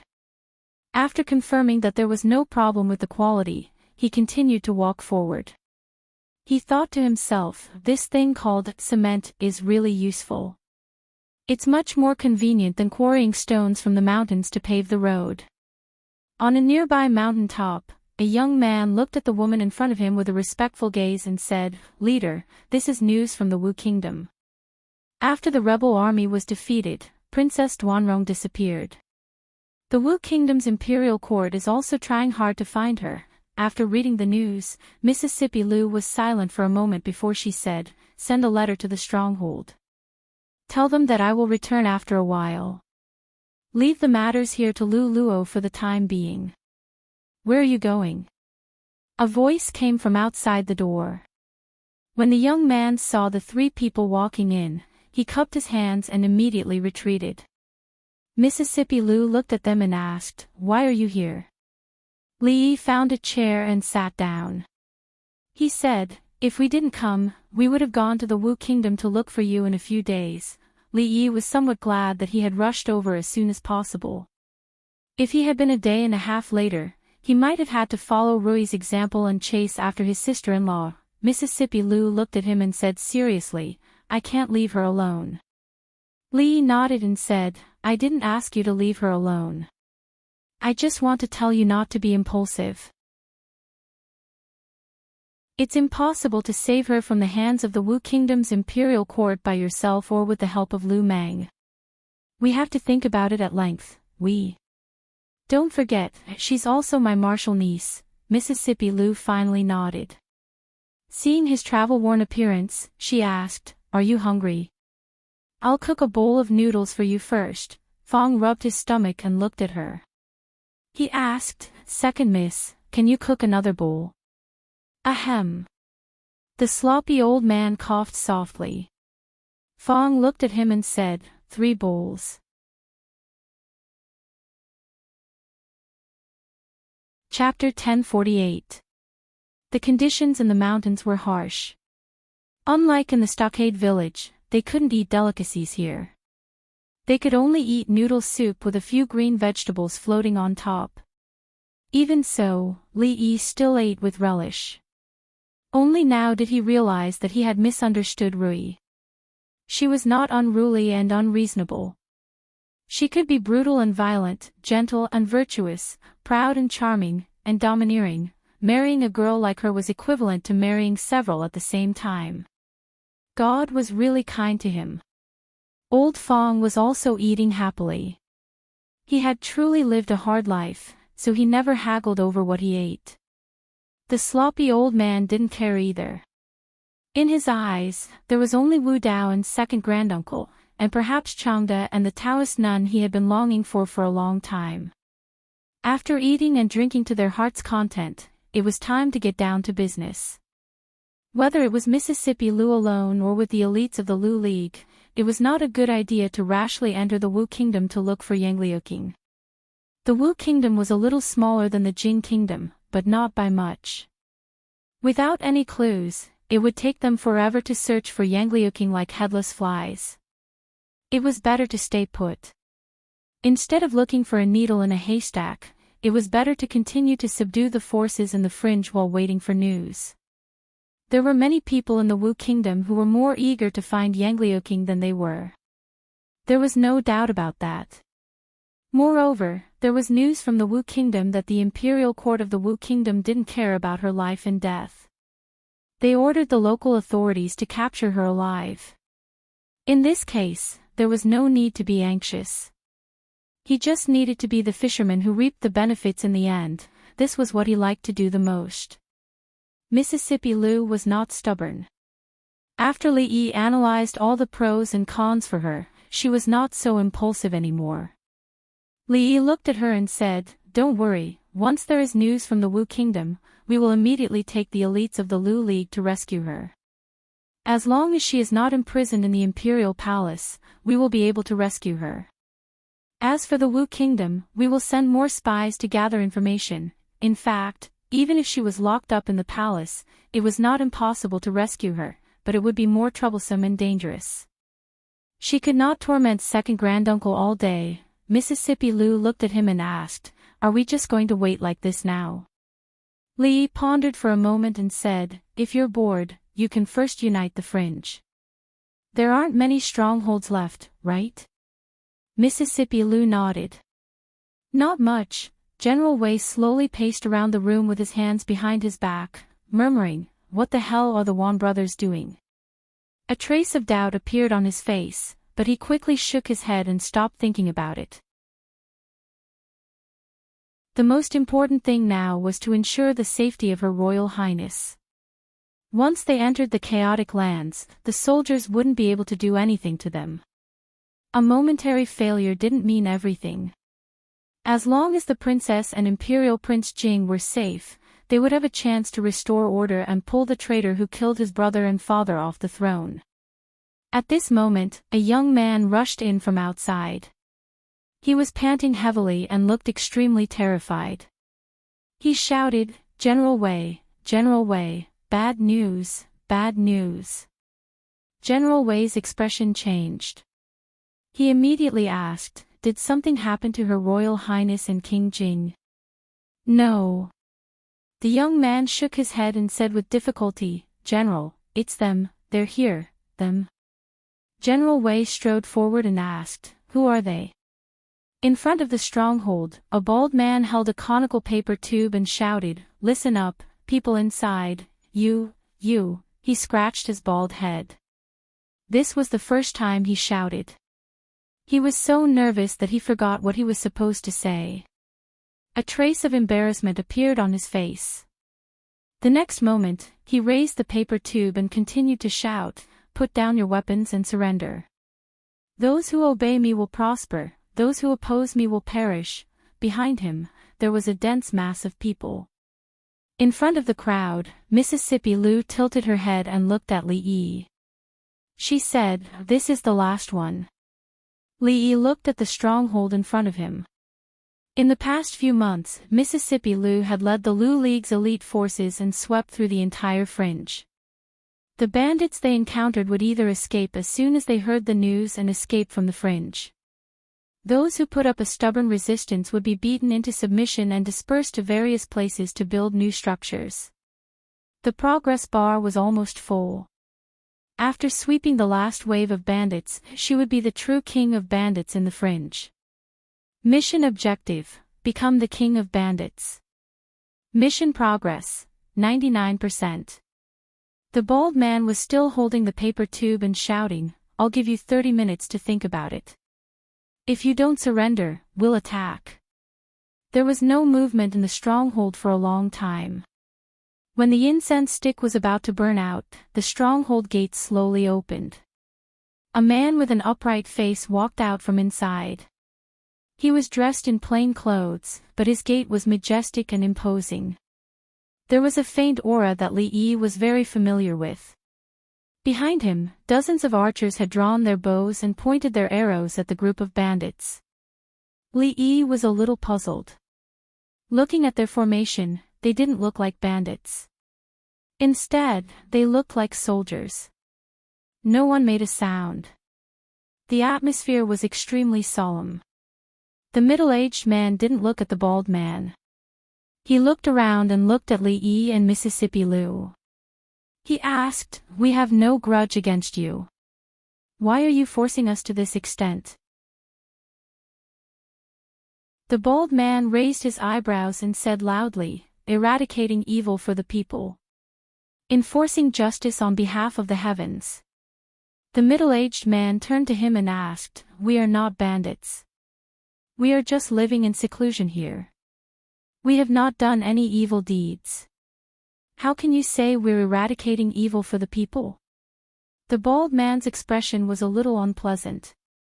What kind of person would occupy a mountain and live in seclusion in a chaotic place where bandits were everywhere? Did they have nothing better to do? In the past, many people had explained this to them. Now, they had all gone to repair roads. The middle-aged man looked at Li Yi and said, "You go back. We will mind our own business. Otherwise, don't blame us for being rude." Li Yi shook his head. They didn't come here to reason with these people. No matter who they were, this was a strategic place that they had to fight for. There was no need to reason with the bandits. Rude? The bald man smiled and weighed a black object in his hand. He asked, "Do you know what this is?" He lit the fuse and threw it behind a half-collapsed wall outside the stockade village. Boom! A deafening sound was heard, and the ground under everyone's feet shook. Even though these heavenly punishments were specially made and had limited destructive power, it was enough to collapse the wall. The middle-aged man looked at the flying smoke and dust. He was stunned for a moment, and his expression finally changed. This is the Jing Kingdom's heavenly punishment. In front of him, a strong man had already put a knife to his neck. He grinned and said, "Surrender, or I will raze this place to the ground." General Wei, hearing the voice behind him, the middle-aged man's face turned pale. After a long time, he waved his hand behind him and said in a hoarse voice, "Put down your weapons, don't resist." He looked at the charred ground, and his face turned even paler. The Jing Kingdom's heavenly punishment was a nightmare on the battlefield. With heavenly punishment, it was enough to defeat enemies who were several times stronger than oneself. He had long heard of the heavenly punishment divine weapon, but he had always regretted that he had never seen it. However, he never expected that the first time he saw it would be under such circumstances. This wave of bandits did not have many people, only about 200 to 300. They were afraid of the power of the heavenly punishment and did not put up much resistance.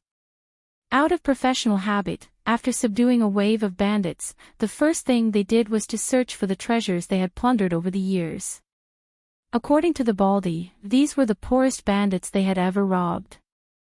Other than some food, there was nothing valuable. Li Yi began to believe what they had just said. They were not bandits, but as a colleague of the same profession, he felt embarrassed for the bandits. Just now, he seemed to have heard the bandit leader's subordinates call him a general. They did not even pay attention to the organization, and actually copied the military. How could he be a good bandit? The middle-aged man's hands were tied behind his back, but his back was still straight. A Baldi stood beside him, and as he swayed, he asked, "Tell me honestly, what's your name, where do you live, how many people are in your family, are you married?" The middle-aged man looked at him, but did not speak. The Baldi poked his chest and frowned. "I'm asking you a question, be honest." "Son-in-law, second miss, there's still one more." Fong walked in from the outside with a man in his hand. The man was floating in the air, waving his hands and feet randomly while shouting, "What are you doing? Are you crazy?" "I have something important to report to General Wei." When he looked up and saw that familiar figure, he immediately said, "General Wei, it's not good. Her Highness the Princess is surrounded by the Imperial Army in the Thorns Ridge. Deputy General Chen and 500 soldiers are fighting with their lives on the line. I'm afraid they won't be able to hold on for long." Before he finished speaking, he widened his eyes, looking at the General Wei who was tied up like a fried dough twist. "General, what is he playing at?"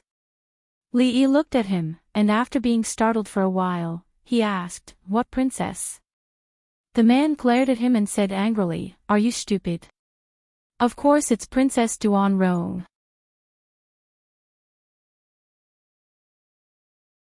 Chapter 1049.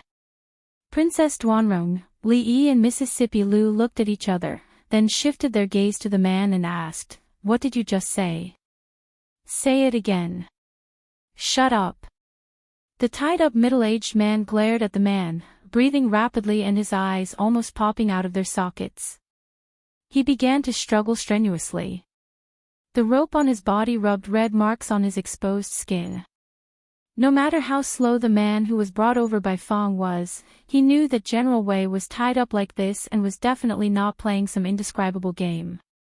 Looking at Li Yi and Mississippi Lu, he said with a trembling voice, You, who are you?" Li Yi looked at the middle-aged man and shook his head, "Don't waste your energy.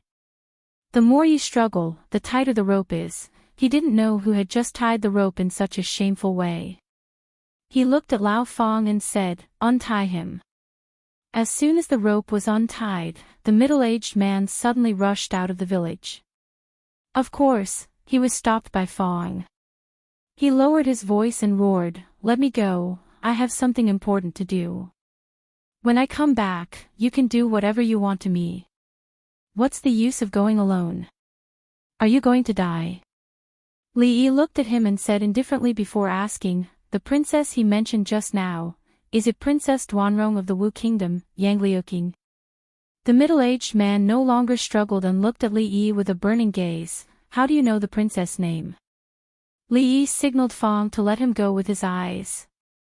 Mississippi Lu had already walked to the side and was whispering something to Bai Su, who had a small chest. Li Yi looked at the Baldi beside him and said, "Let them all go." The middle-aged man stood in a daze. He had experienced several ups and downs in a short period of time.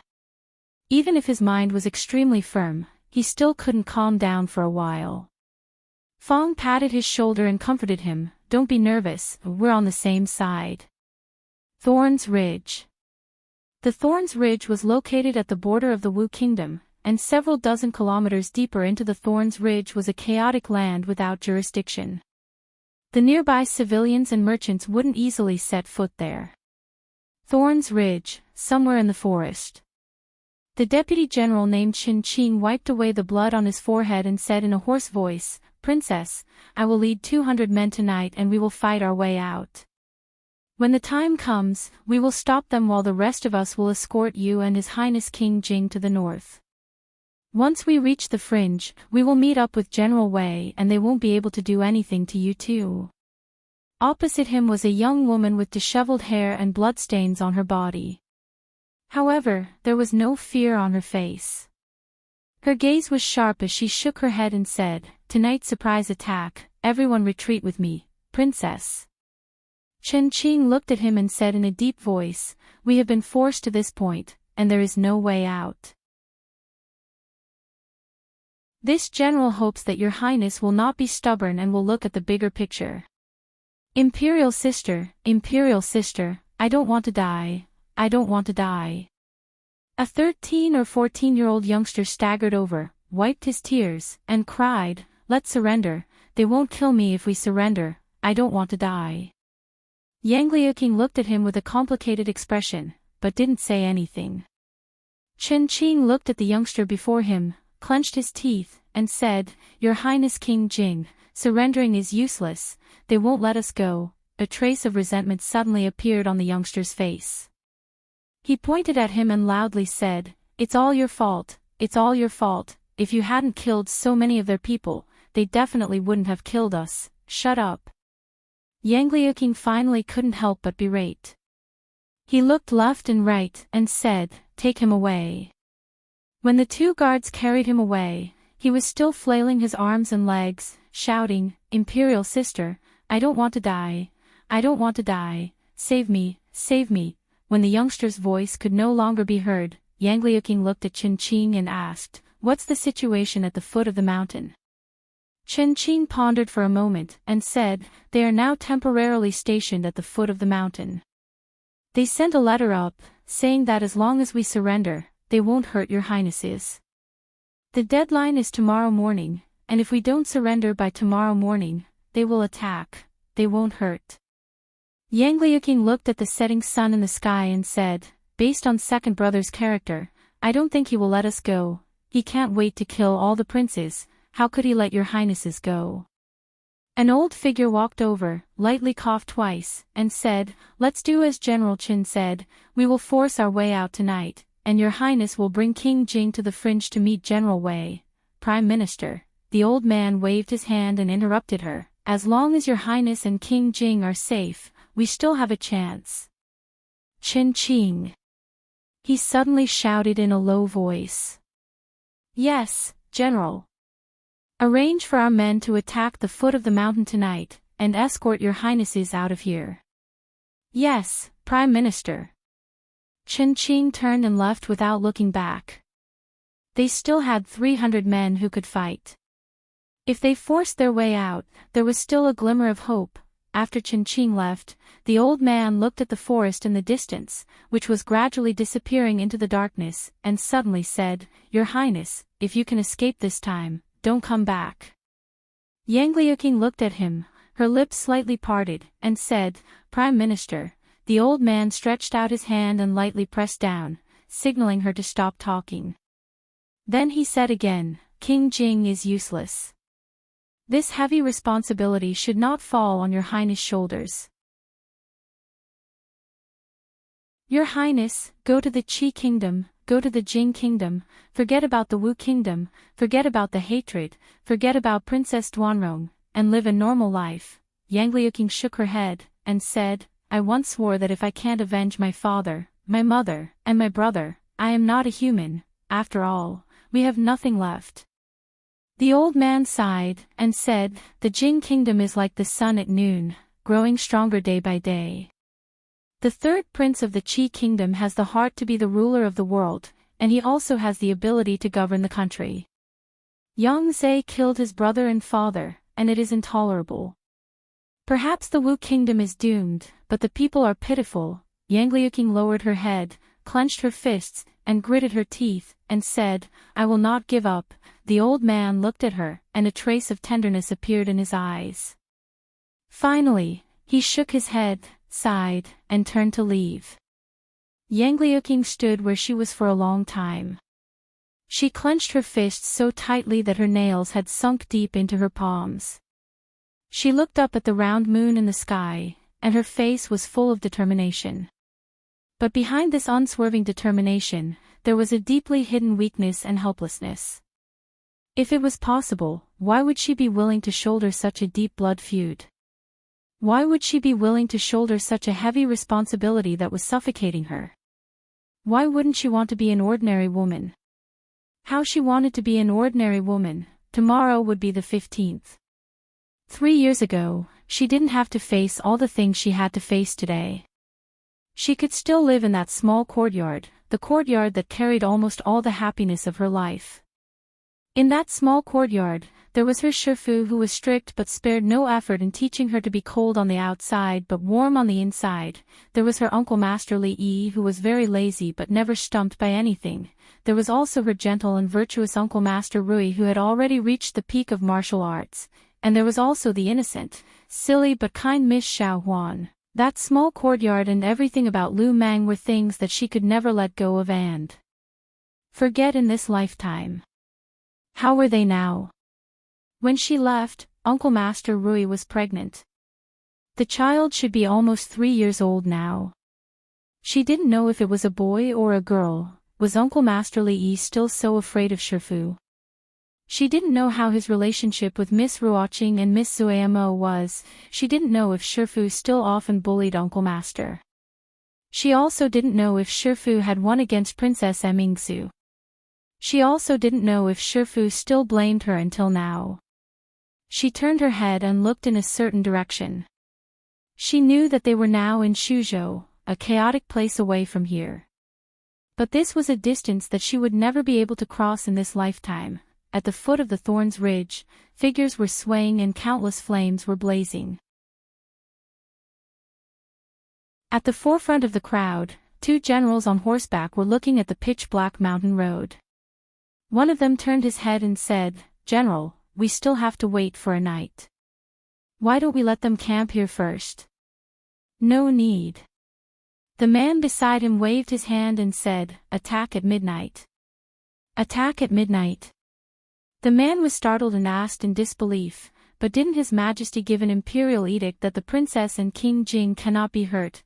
"I don't know what imperial edict." The man in armor grinned and said in a low voice, "I only know that His Majesty wrote in the secret letter, 'Leave no one alive.'"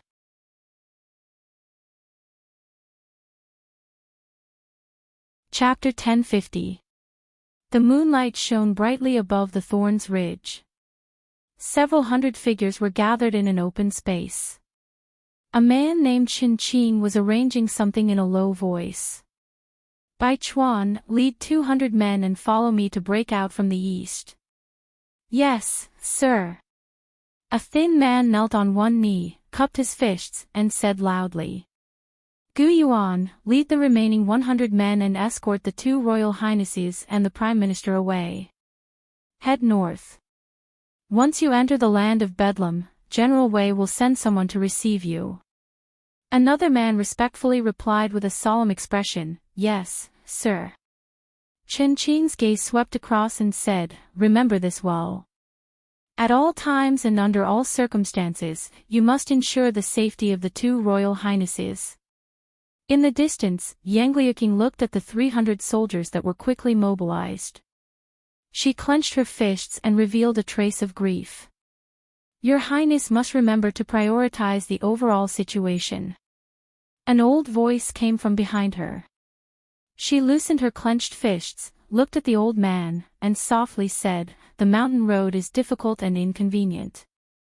General Qin will arrange for a few people to take turns to carry the Prime Minister, but it will inevitably be bumpy. The Prime Minister will have to endure a little."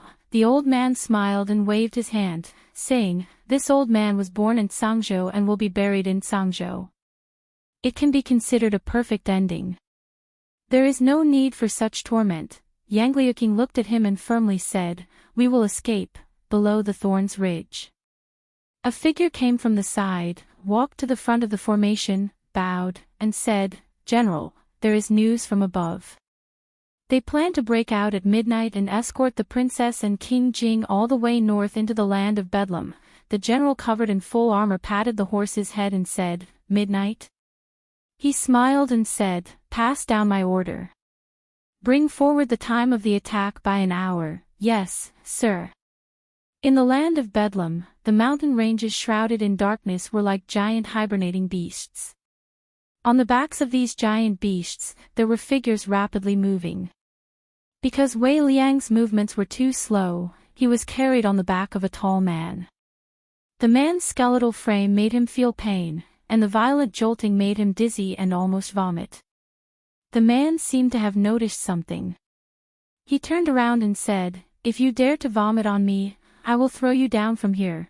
Wei Liang endured the disgust and asked with difficulty, May I ask this warrior, do you have a relationship with Her Highness?" Up until now, he still hadn't figured out what had happened. He didn't know what these people were doing. Why did they suddenly rush up to their mountain and capture all of them? He didn't know why they immediately let them go after hearing the news about the princess, and then rushed to the Thorns Ridge without stopping, seemingly to rescue the princess. He only knew that these people were strong, very strong. Any one of them could take down a dozen or even dozens of his resisting subordinates. His subordinates were all well-trained, and they were all fierce soldiers who had fought on the battlefield. The weapons of these people were also very sharp. When his side swords and sabers clashed with them, they would either be chipped or simply broken into two. They were highly skilled in martial arts, and each of them was equipped with a magical weapon. More importantly, they had that terrifying sky law.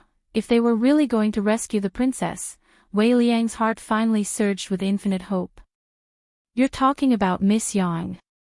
The man smiled and said, "Of course we're familiar with each other. She scolded me a lot at that time and even robbed my position on the heaven list. This time, I have to get back at her." Wei Liang didn't understand a single word of this man's words.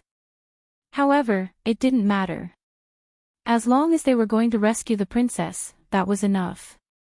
He looked ahead, and a hint of joy appeared on his face. He said, "The Thorns Ridge is up ahead." Silhouettes leaped out of the forest one after another. They could already vaguely see the flickering flames in front of them. At the foot of the mountain, a deputy general looked to his side. After pondering for a moment, he asked, "General, if we really kill the princess and King Jing, won't swords have no eyes? It's normal to have some accidents on the battlefield." The general glanced at him and said, "When the time comes, hand over the person who accidentally killed the two princes and ask to be demoted from his position." "Demoted from my position?" The general looked at him and said with a smile, "Just wait for 2 more years. In the future, there will be glory, splendor, and wealth that you won't be able to enjoy." Just as his voice fell, a soldier suddenly came forward and reported, "General, someone is coming from behind." "Someone is coming?" The general frowned and asked, "Who?" "There are a lot of them, about 200 people. We don't know their identities, but they are rapidly approaching." The general turned his horse around and said in a deep voice, "Inform everyone to prepare to meet the enemy." They had 1,000 people attacking the mountain, and another 1,000 people guarding the foot of the mountain. Wouldn't it be easy to deal with these mere 200 people? The figures on the opposite side stopped about 100 feet away from them. Although the moon was bright, they couldn't see clearly until the other side also raised their torches. Then, he saw a bald man walking out. His head was glowing under the light of the torches, and he was holding something in his hand. "People on the opposite side, listen up. You've been surrounded, 200 people against 1,000, and he dared to say that he was surrounded." Hearing the loud voice coming from the opposite side, the general's face darkened. Suddenly, he saw a familiar figure behind the bald man. Wei Liang. He didn't expect to be able to catch all the rebels in one fell swoop this time. He waved his hand and said, "They're all traitors and rebels. Kill them all, don't leave a single one alive." "Wait a minute." The bald man on the opposite side suddenly shouted. The general raised his hand, and the soldiers behind him stopped in their tracks. He wanted to hear what this bald man had to say in the face of death. Then, he saw a little flame appear in the bald man's hand, and he struggled to throw something in his hand. That thing rolled to his feet. He sat on his horse and looked out. Boom! After an even more dazzling firelight, he couldn't see or hear anything. After this explosion, the army of nearly 1,000 people was left with only a series of screams and wails. At some point, someone finally couldn't help but scream. This, heavenly punishment, this is heavenly punishment. It's heavenly punishment, this is heavenly punishment. General Wei died in battle. On the opposite side, the bald man who was hiding behind the mound walked out again. As if nothing had happened, he continued to shout, "People on the opposite side, listen up. You've been surrounded." A deputy general got up from the ground and shook his head. He shook off the dirt on his body and stood up. He said loudly, "They're outnumbered. Charge forward. Their heavenly punishment can't be used in close combat. If we charge forward, they won't be able to do anything." As soon as he finished speaking, dozens of flames streaked across like meteors and landed in the army. One of them landed at his feet. Time waits for no man. The situation on Yang Liuking's side was unknown. Li Yi didn't have the time to waste on them. On the opposite side, behind a low mound, Wei Liang heard the deafening sound and the flashing flames. He looked at the man beside him and pursed his lips. He asked, "Brother, can I throw one myself?" Heavenly punishment was extraordinary and had long been famous in the various countries. It was a sharp weapon on the battlefield and also a nightmare for countless people. However, heavenly punishment couldn't be used without restrictions. It was easily affected by the weather and distance. If the two armies were engaged in a chaotic battle, this kind of weapon that didn't distinguish between friend and foe naturally couldn't be used. Finally, a dozen people were lucky enough to avoid heavenly punishment and rushed to the front. Then, they flew back at an even faster speed. An 8 feet tall burly man rushed out from behind the mound. Their swords, sabers, spears, and halberds couldn't touch him at all. When they were hit by him, their bones were broken and blood foamed from their mouths. Some people clashed with their weapons. Their weapons broke, then their bodies. Some people only saw the flashing sword lights in the sky and then nothing else. Some people stood there in a daze. They put down their weapons and raised their hands. Then, tens and hundreds of people, Wei Liang looked at the dozens of people who walked out and then looked back. There were even more people watching from the back. He finally began to realize what kind of monsters had attacked their mountain today.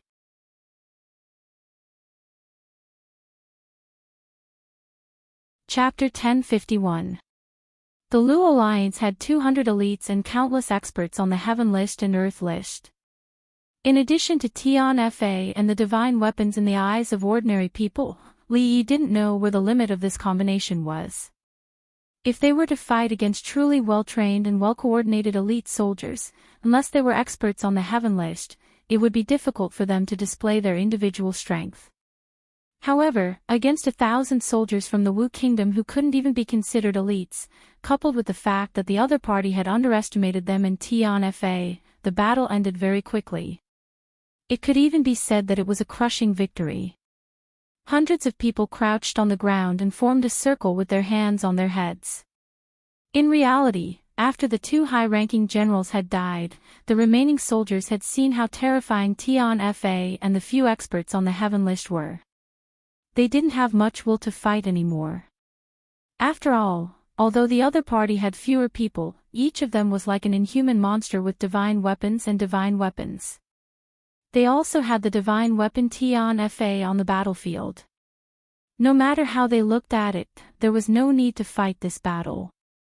Wei Liang had fought for half his life and had seen and even personally participated in many battles where the weak won against the strong. However, this was the first time he had seen such a simple and unpretentious way of winning. He was worried about the princess, so he didn't think too much. He quickly walked forward and grabbed a person's collar. He asked, "Where's the princess? Where's Her Highness?" After a while, he ran to Li Yi's side with an anxious expression.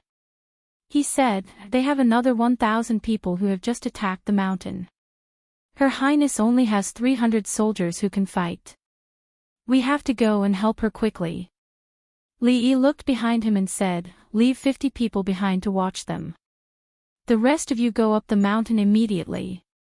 These captives had already lost their will to fight. Leaving 50 experts behind was enough. Not knowing the situation on the mountain, Li Yi didn't dare to delay and led everyone up the mountain immediately. Wei Liang walked a few steps and seemed to have thought of something. He cut off the heads of the 2 generals who had been killed by Tian Fa and carried them in his hands. He ran up the mountain behind everyone. "Your Highness, you should surrender. Swords have no eyes. If you hurt the 2 princes, it won't be good."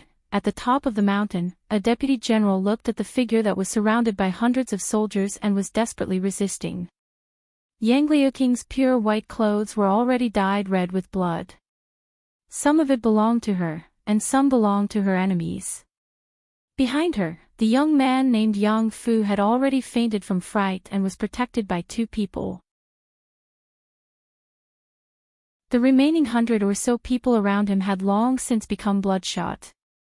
A bitter smile appeared on Chen Qing's face. "Your Highness, I'm sorry. I'm afraid I won't be able to protect your Highness this time. You've already done your best." Yang Liuqing brandished the sword in his hand. Every time his sword stabbed out, a person would fall to the ground.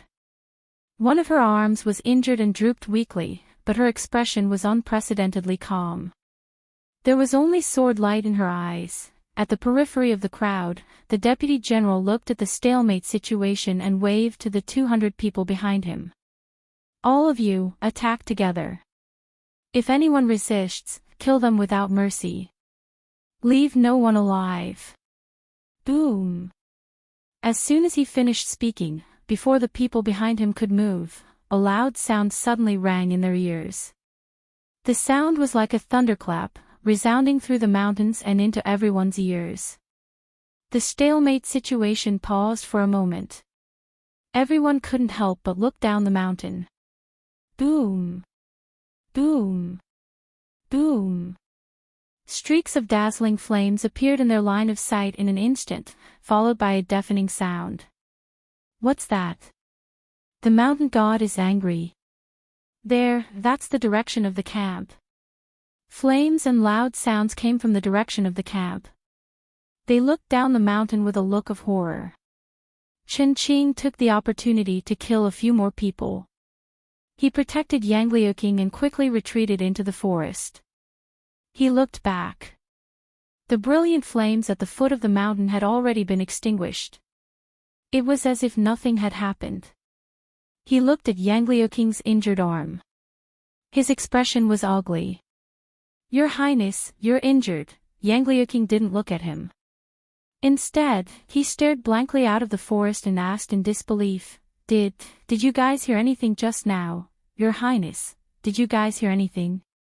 Chen Qing was startled.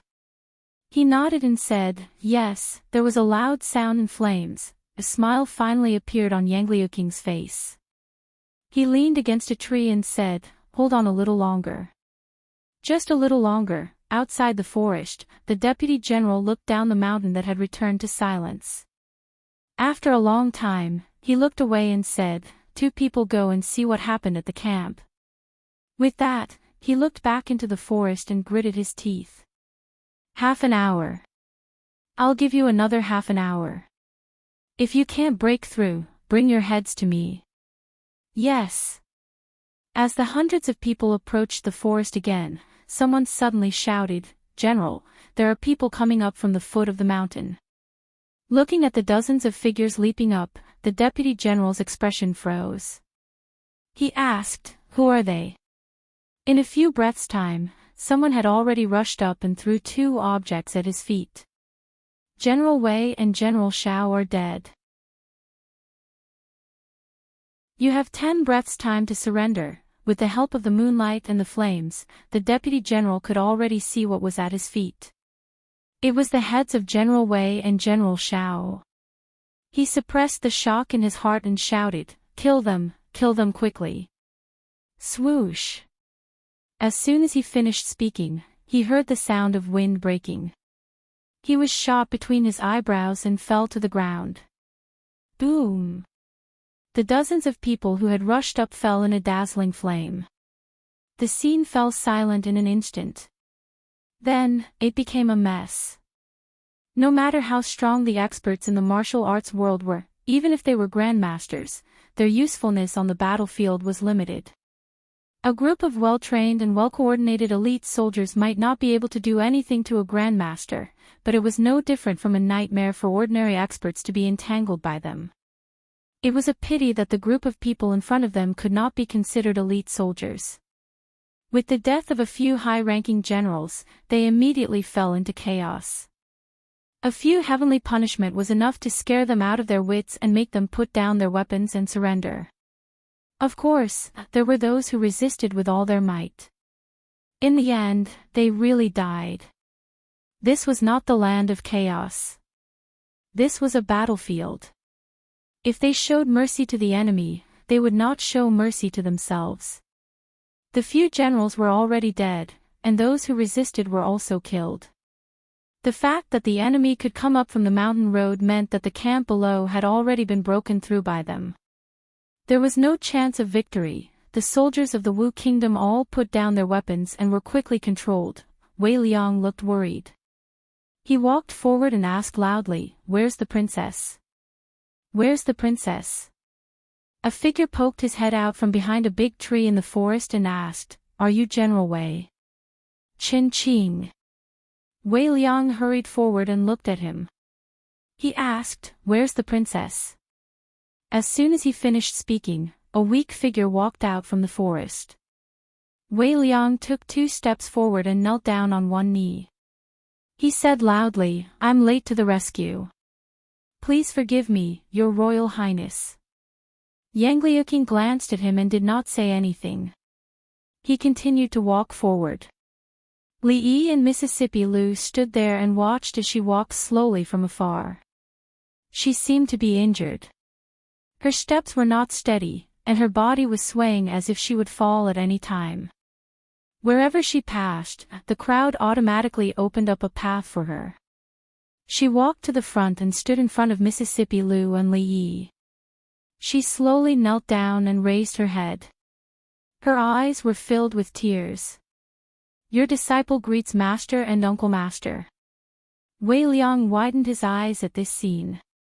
He did not hesitate for long before he knelt down on one knee and lowered his head at the same time. The princess had already knelt down. As a subordinate, there was no reason for him to remain standing. Qin Qing, who also did not know what had happened, also knelt down beside him. He temporarily suppressed his doubts. More and more figures walked out from the forest. They could not care less about the feeling of surviving a disaster. When they saw the figure kneeling in front of them, they were dazed for a moment. Then, they immediately knelt down. Mississippi Lu lowered her head and looked at her. It was unknown how long she looked before she slowly spoke. "Get up." She did not get up.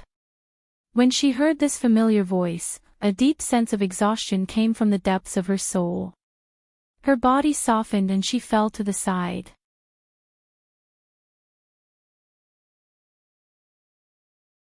Chapter 1052. Li Yi's body swayed, and he gently supported her before she fell to the ground. He held her back with one hand and carried her horizontally with the other hand under her legs. He turned his head and saw Mississippi Lu looking at him. He looked at the unconscious Yang Liuqing, then raised his head to look at Mississippi Lu and asked, "How about, you do it?" Sangzhou was located at the border of the Wu Kingdom, with the Thorns Ridge as the boundary.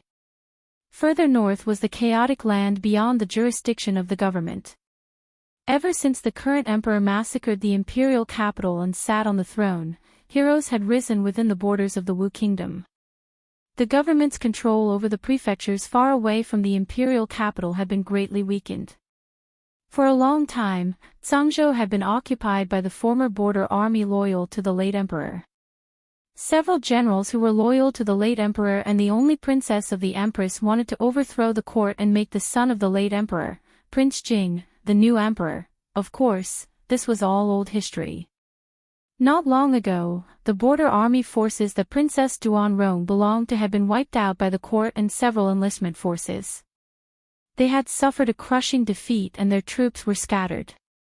Princess Duanrong and the young Prince Jing had also disappeared, and Cangzhou was once again under the control of the court. The common people of Cangzhou inwardly felt regret. When Her Highness the Princess was still alive, she purged the bandits, sympathized with the common people, and helped the poor. Now that Cangzhou had once again fallen into the hands of the court, their future days would be difficult. The current emperor was cruel and merciless. He killed his brother and father, and he didn't even let off the princess and prince who shared the same mother. It was said that last night, the government had dispatched more than 2,000 soldiers to encircle and suppress Princess Duanrong in the Thorns Ridge. The common people didn't dare to make a sound, but they were secretly indignant. Weren't these heartless people not afraid of the wrath of the heavens? Speaking of the wrath of the heavens, last night, around midnight, the Thorns Ridge was filled with heavenly thunder and flames soared to the sky. The deafening noise could be heard even in Cangzhou City. That night, many people in the city were awakened, their hearts trembling. In the morning, there was news that last night, the government had dispatched more than 2,000 soldiers to encircle and suppress Princess Duanrong, but they hadn't returned. Immediately, countless people guessed that their actions must have angered the heavens, causing the gods to be enraged and send down heavenly lightning and earthly fire, leaving all those people there. Of course, these were all rumors. At this moment, at the foot of the Thorns Ridge, there was a group of people looking at the tragic scene of corpses strewn all over the mountain, and they couldn't help but vomit. Dead, they're all dead, even General Wei and General Xiao. Quick, quick, send a message to the royal capital. In the Bedlam lands, there was a winding mountain road that spiraled up the mountainside. At the front were several carriages, and behind them were nearly 100 people. Wei Liang finally knew why the Wan brothers and the others were forced to repair the road. The winding mountain paths of the fringe that were difficult to traverse were now smooth and comfortable. They could even travel in carriages. The injured princess was in the carriage at the front. In this half a day, he had also learned an unbelievable piece of news from the people around him. The ownerless Bedlam now had a master. The entire Bedlam lands was now in their pocket. If it wasn't for the princess, even if Wei Liang once led an army of 100,000 soldiers, he wouldn't be able to escape the fate of repairing roads and bridges like the Wan brothers. He looked ahead and was puzzled. What kind of existence was the master of Her Highness the Princess? Li Yi leaned on a carriage, glanced at the carriage in front of him, and continued to close his eyes to rest. Now that Mississippi Lu's precious disciple had been found, he didn't have to worry about her anymore, nor did he have to worry about her doing anything impulsive. Yang Liuqing was injured, but fortunately, it wasn't serious. He would be able to recover after a period of rest. They were now heading to the stronghold where Rui and Ruoqing Zumo were, which was about a day's journey away from here. At some point, the curtain of the carriage was lifted by a withered palm, revealing the figure of an old man. Li Yi had seen him once on the first day, but they had never spoken. After the old man lifted the curtain, he moved a little to the edge of the carriage. The old man was slightly injured in the conflict a few days ago, and his head was still wrapped in a white cloth. After experiencing the bumpy ride of the past few days, he looked a little weak. The old man looked at him, pondered for a moment, and asked, "May I ask if you are Li Yi of Jiang of Silla?" This old man had been in a half-conscious state for a few days, and he only woke up today. Li Yi was a little surprised. Could it be that the name of Jiang of Silla had already spread out of the Jing kingdom and started to spread to the world? Li Yi didn't deny it, and the old man didn't seem to need him to admit it either. He sized him up and said, "I've long heard of the name Jiang of Silla, but I didn't expect the famous Jiang of Silla to be so young." "What a young hero," Li Yi cupped his hands in obeisance. You flatter me. Just as he was waiting for the old man to continue, the old man put down the curtain and didn't say anything else. Li Yi was a little disappointed. This old man didn't finish his sentence.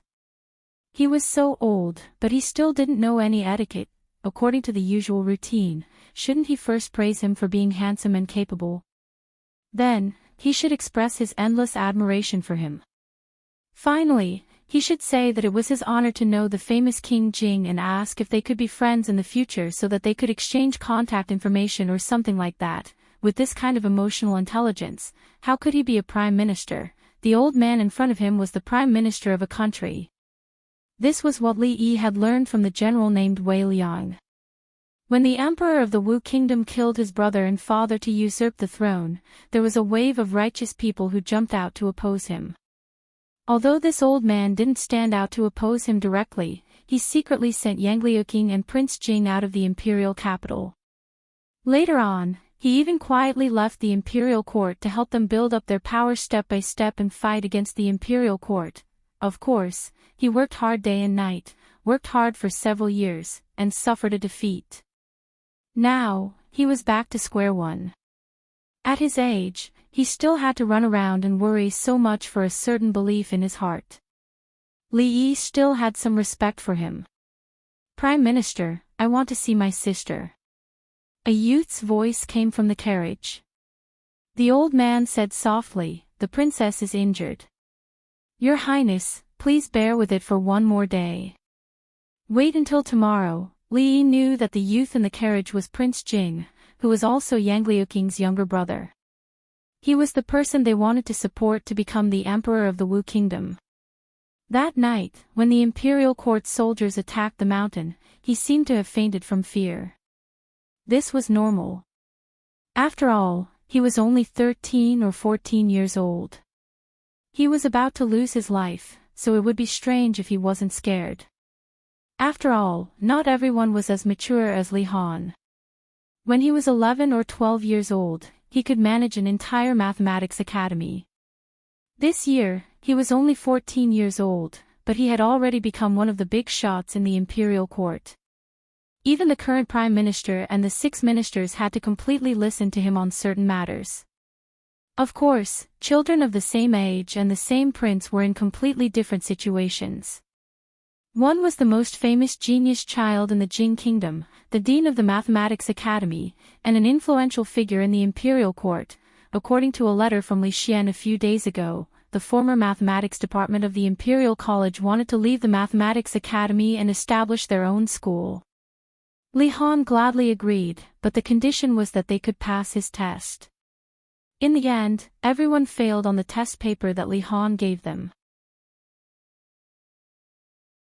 Including the professors and even the Minister of Mathematics, no one from the Mathematics Department of the Imperial College passed the test.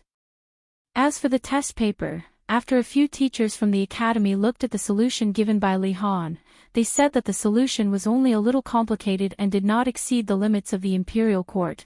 Li Yi remembered that when he received the letter from the Dragon Boat Festival, he had asked him to come up with a few complicated math problems to give Li Han a hard time. To prevent Li Han from always showing off in front of him, Li Yi had randomly come up with a few. It was a little complicated, but Li Han was not a person who could be measured by common sense. He had actually found all of the more than 30 auxiliary lines of the geometry problem. I'm not saying that you are trash. What I mean is that everyone here is trash. This was what Li Han said to the Minister of Mathematics in front of all the teachers and students in the Mathematics Academy. It was said that at that time, the Minister of Mathematics trembled with anger. The faces of the mathematics department turned green. The situation was out of control. Li Han was completely blessed by the heavens. If he wrote a few books based on his own experiences, 14 years old, why am I so outstanding? You're flattering me, I'm just a genius. From a rebellious boy to the dean of the Mathematics Academy, the growth of a genius youth. This book would definitely be sold out in the Jing kingdom. In comparison, this young man named Yang Fu was also treated specially by the heavens. When he was 10 years old, his second brother killed his father and eldest brother and forced his mother to die. His older sister brought him to hide from the imperial court. She also had to shoulder the great responsibility of restoring the country and taking revenge. It was really not easy. Since ancient times, there were many people who successfully rebelled. However, there were even more who were suppressed and killed. With only a few hundred people under their command, it was easier said than done to overthrow a country. Li Yi sighed. To be honest, he hoped that she could let go of these things and live a happy and stable life as an ordinary person. However, when he thought of her dedication and craziness in practicing martial arts, it would be very difficult to achieve this. Moreover, he could not control the life that she chose. In the carriage at the front, Yang Liuqing leaned against the carriage and looked down at Mississippi Lu. She said in a low voice, "Master, I'm sorry." Mississippi Lu looked at her and said coldly, "You left without a word for 3 years without any news. A simple apology is enough. Do you still see me as your master?" Yang Liuqing's face turned pale. She panicked and said, "Master, you can hit me or scold me, but don't chase me out." Mississippi Lu looked at her and raised her hand. Yang Liuqing raised her head and closed her eyes. Smack! A crisp sound came from the carriage. Yang Liuqing opened her eyes. After a moment of shock, she covered her butt and blushed. "Don't do it again." Mississippi Lu glanced at her and jumped out of the carriage.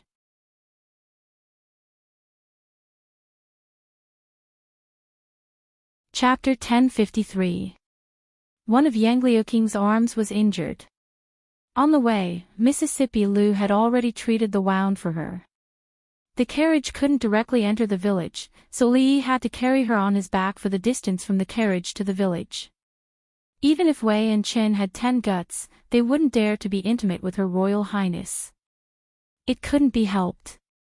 However, Mississippi Lu was his disciple. Why should he carry her on his back? Although she was his martial niece and could be considered as half a family, but in the end, there were differences between men and women. Even Bai Su, who had no breasts, no buttocks, and was narrow-minded, following behind Mississippi Lu, was stronger than him. Although she looked petite and weak, her strength could be ranked in the top 10 of the heaven list.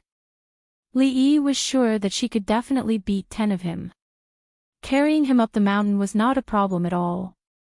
Speaking of Bai Su, Li Yi always felt that this woman had a faint hostility towards him.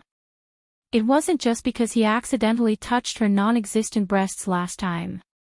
That look in her eyes, it seemed, as if he had stolen her man. After she looked at him with that kind of look for the umpteenth time, Li Yi finally couldn't stand it anymore. He glanced at her flat chest and said seriously, "I like women." This explained that touching her chest last time was purely an accident. After all, compared to Rui, she could only be considered as half a woman. It also explained that he wouldn't steal her man. There was only one man who usually hung around her. Did this girl like Fong? Bai Su looked at him with a resentful look. She gritted her teeth and said, "Me too." Li Yi was stunned on the spot. Did she mean that although she had no breasts, she was still a woman, implying that he could like her? Or, did she like women as much as he did? It should be the former. He sighed. There were so many women in the world. He couldn't fall in love with everyone he met. It was enough to take care of the few women in his family. He could only let the thousands of women represented by Bai Su be sad and disappointed. Yang Liuqing was arranged to stay in the prince's mansion. Rui and the others had already received the news. They were talking in her room. Li Yi stretched his muscles and walked out of the mansion. The most important thing for her now was to recuperate. It would take about a few months to recover to her peak state. When she was better, Zumo and the others should also be tired of living in the mountain. Then they would return to Shuzhou together. As for other things, they would take their time to consider. Wei Liang and Chen Qing stood on the dustless street paved with bluestones.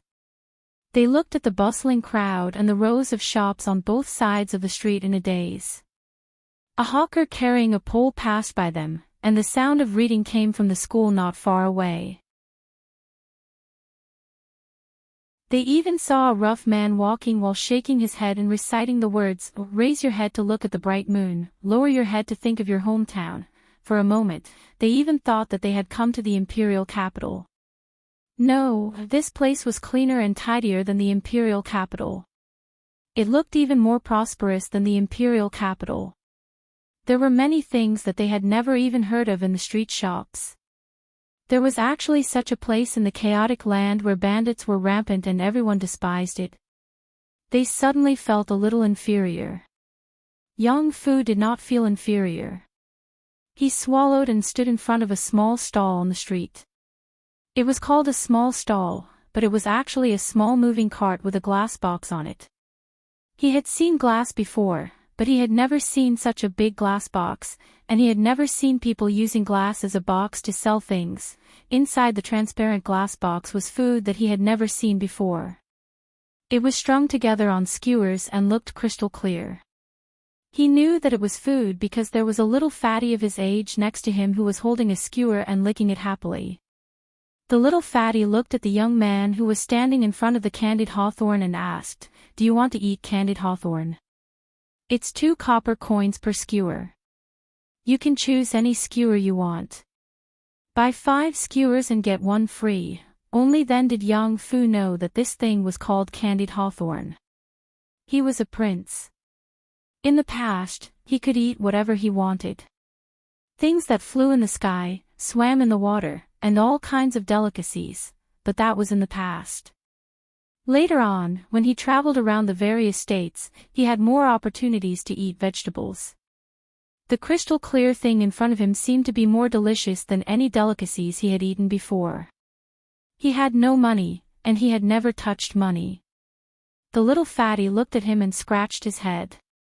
He took out a candied hawthorn from the box and handed it to him. He said, "My name is Lin Hu. They all call me Fat Tiger. I have never seen you in the stockade.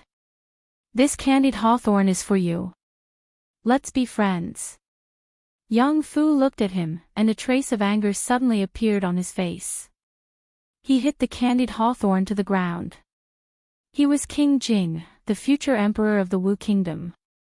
How could he accept the charity of a lowly commoner? How could he be friends with a lowly commoner?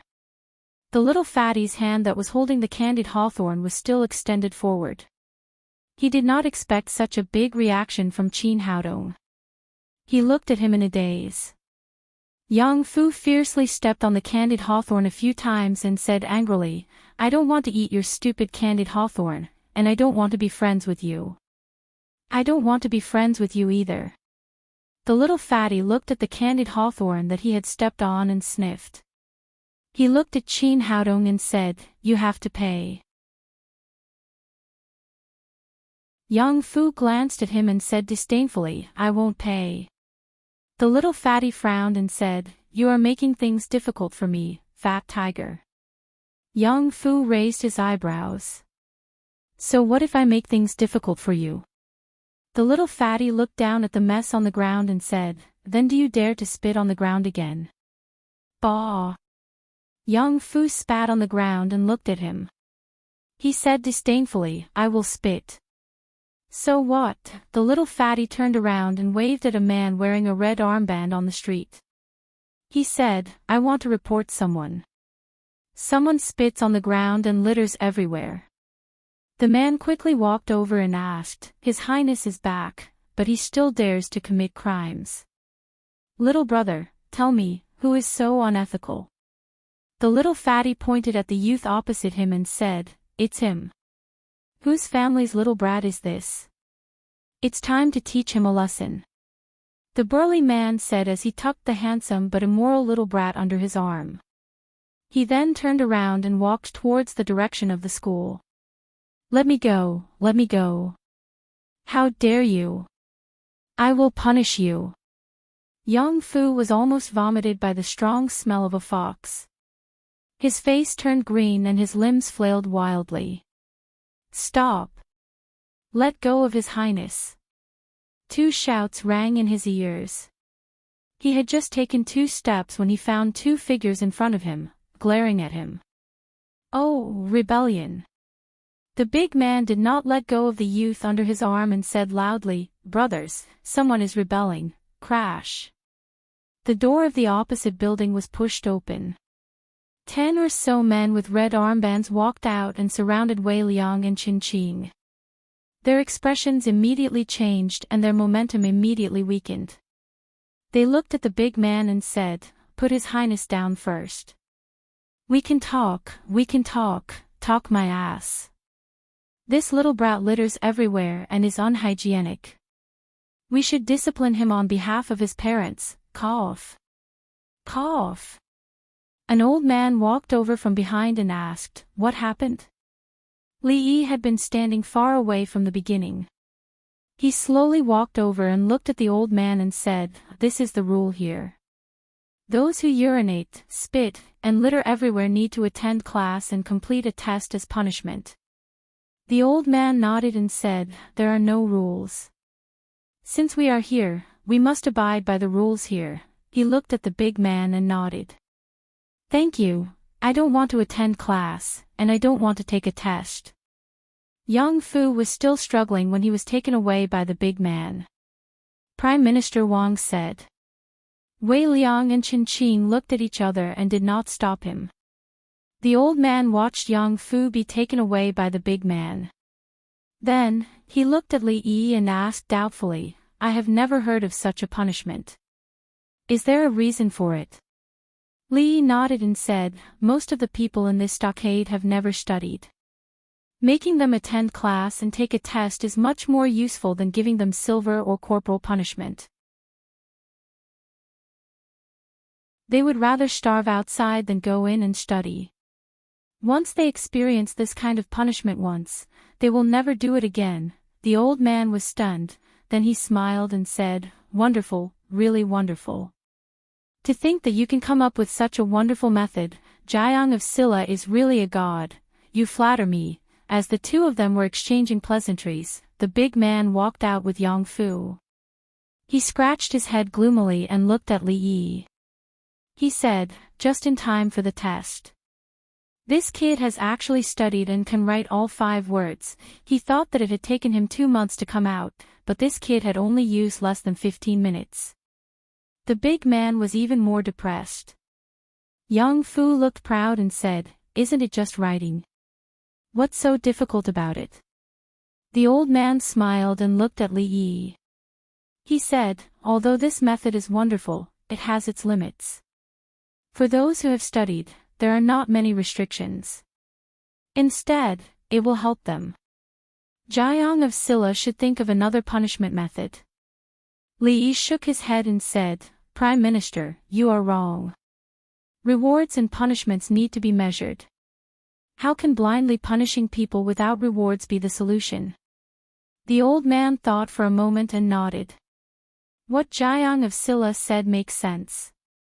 For such a young child, it is better to guide him. Rewards and punishments are the right way to go. He touched Yang Fu's head and said, "You did very well in the test this time. You should be rewarded. I have a book called Elementary Mathematics. It is a secret textbook of the Jing Kingdom School of Mathematics. There are 100 classic examples in it. If you can solve all of them, you will be able to see the door of mathematics." Li Han, the king of Jin, started from this book and became the dean of the Jing Kingdom School of Mathematics. "I don't pass this book to ordinary people, but this time it is your reward." He pointed at Yang Fu and turned to look at the big man. He said, "Take him to the confinement room. I will ask someone to send the elementary mathematics over. Watch him personally and don't come out until he is done."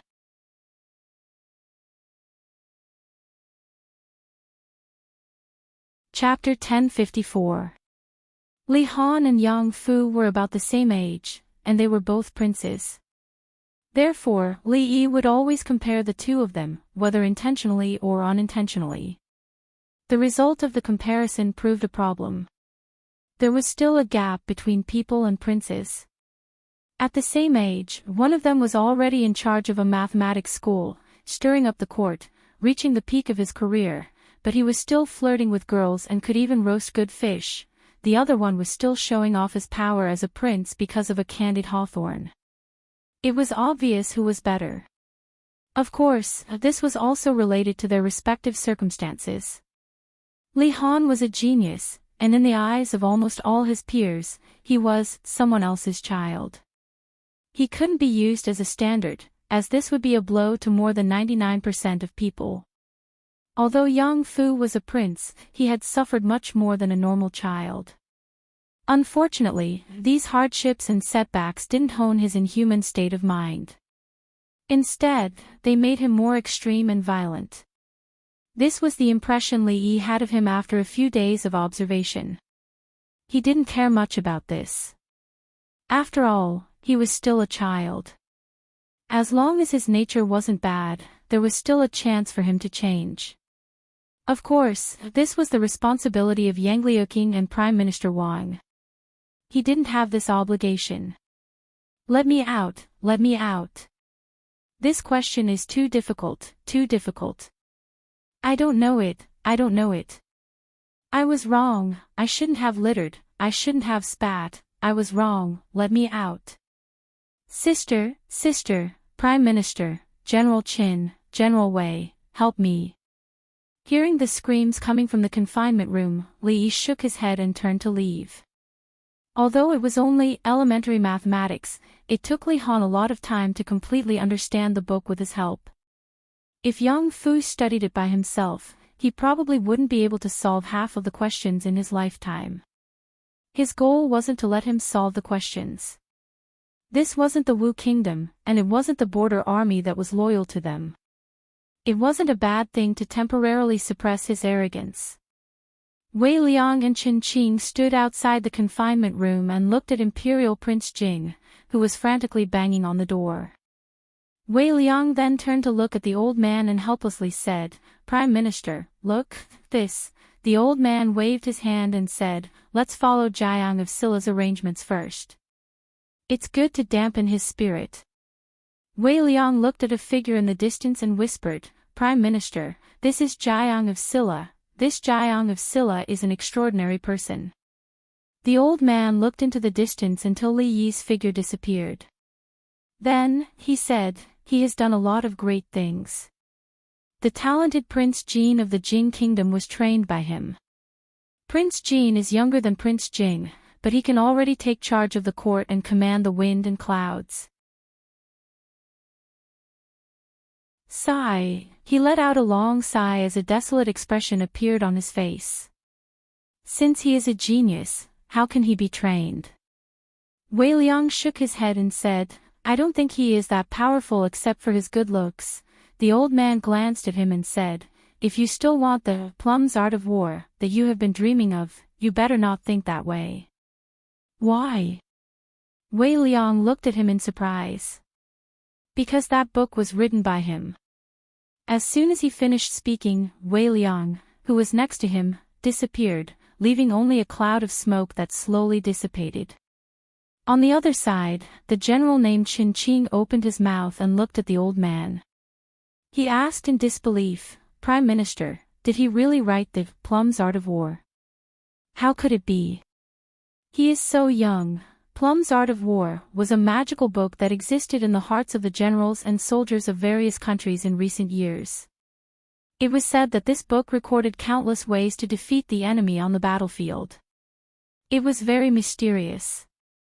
Unfortunately, this book was tightly controlled by the military of the Jing Kingdom and was not leaked to outsiders. They only heard of this book's name. They only knew that the armies of the Qi Kingdom and the Zhao Kingdom had suffered a lot because of this book. General Wei had admired this book for a long time. It was understandable that he couldn't control himself when he heard this news. "Is it wrong to be young?" The old man looked at him and asked, "Is the Emperor of the Jing Kingdom young? Is the Princess Royal who assists the government young? Is the third prince of the Qi Kingdom young?" Is Prince Jin Li Hanyan young? His question made Chen Qing speechless. The emperor of the Jin kingdom devoted himself to developing the country with science and technology. The research of the Academy of Sciences had a lot of applications in agriculture and military formations. The Princess Royal of the Jin kingdom had the talent to rule the country. She was not inferior to any wise monarch that he could name. He had also heard about the deeds of the third prince of the Qi kingdom, Zhao Yi. As for Prince Jin of the Jin kingdom, Prime Minister Wang often mentioned this name, which often made him doubt that he had lived so many years in vain. These young people really didn't leave a way for the old people to live. However, he hadn't seen the book, so he didn't know whether it was true or not. He still felt that the heavenly punishment was easy to use. It was simple and straightforward. No military strategy could compare to a pile of heavenly punishment. Seeing his expression, the old man knew what he was thinking. He said, I forgot to tell you that the heavenly punishment of the Jin kingdom was also made by the Jiang of Silla, Li Yi. He patted on Chen Qing's chest, where there was a scar that spread to his neck. Also, if you really want to think about it, your life was also saved by the Jiang of Silla. The old man shook his head and said, if it wasn't for the suturing method he proposed, you would have died on the battlefield because of excessive blood loss a year ago. Chen Qing opened his mouth, looked down at his chest, and was stunned. The old man sighed and looked at Prince Jing, who was still howling in the room. A thoughtful expression appeared on his face. After a long time, he sighed again, turned around and left slowly. Li Yi sat on the stone bench in the yard, rubbing his eyebrows and thinking about something. Yang Liuqing was injured, so it was impossible for him to raise the flag to rebel in a short time. In the border army that had been loyal to her, besides the two generals, Wei Liang and Chen Qing, and less than 500 disabled soldiers, there was only an old man and a retarded younger brother who drooled at the sight of candied fruits. Mission objective: overthrow the rule of the tyrant of the Wu kingdom, establish a new imperial court, and help the retarded younger brother to ascend the throne. Mission progress: 0% mission conditions, a general, a deputy general, 500 disabled soldiers, an old man, a retarded younger brother, and herself. Mission difficulty: maximum. Your Highness, Jiang of Silla. Wei Liang walked over slowly and rubbed his hands cautiously. He looked at Li Yi and thought for a long time. Finally, he plucked up his courage and asked, have you eaten? Li Yi looked at him and shook his head helplessly. There was only one general, and he was retarded. How could he play this game? There was no chance of winning. There were only a few people in the beginning, and they didn't have any equipment, but they still wanted to overthrow a country. Even he, as her martial uncle, was worried about her. Plum's Art of War was actually a hodgepodge of things like 36 stratagems, 6 secret strategies, 3 strategies. After being organized and mixed together, it was named by the shameless Li Xian. This was actually not a secret. War could not be won by relying on a book on military strategy. The outside world's evaluation of this book was too high, and there was a lot of exaggeration. He took out a book from the study and lent it to Wei Liang. When he took the book, his hands were trembling. If not for Li Yi's support, he might have knelt down and kowtowed to him on the spot. After sending him off with great difficulty, Li Yi thought of something. He walked into the study and took out a brocade box from the cabinet. Then, he walked out of the study and walked to the door of Yang Liuqing's room. He knocked on the door and walked in. Martial uncle. Yang Liuqing sat up from the bed. Her voice was a little weak. Don't. Just lie down. When Li Yi walked over, she was already sitting up. He handed the brocade box to her and said, last year, I met a businessman from the Wu kingdom. He said this was your mother's legacy. I don't know if it's true. Open it and take a look. When Yang Liuqing opened the brocade box and saw the phoenix hairpin, her body trembled. The next moment, her eyes were filled with tears, and big drops of tears rolled down her cheeks. She bent her legs and wrapped her arms around her knees. At first, she sobbed softly, but soon, she burst into tears. Lee gently patted her back. She was carrying so many things on her back. Crying out loud would help her release some of it, which was good for her body. "I've cooked porridge. Try it." Mississippi Lou walked in from outside with an exquisite tray in her hands. In the room, beside the bed, the woman wrapped her arms around her knees and cried extremely sadly. It was as if she had made a vow with a man and was cruelly abandoned. Lee sat beside her. It was as if he had gotten a girl's body with sweet words and then abandoned her.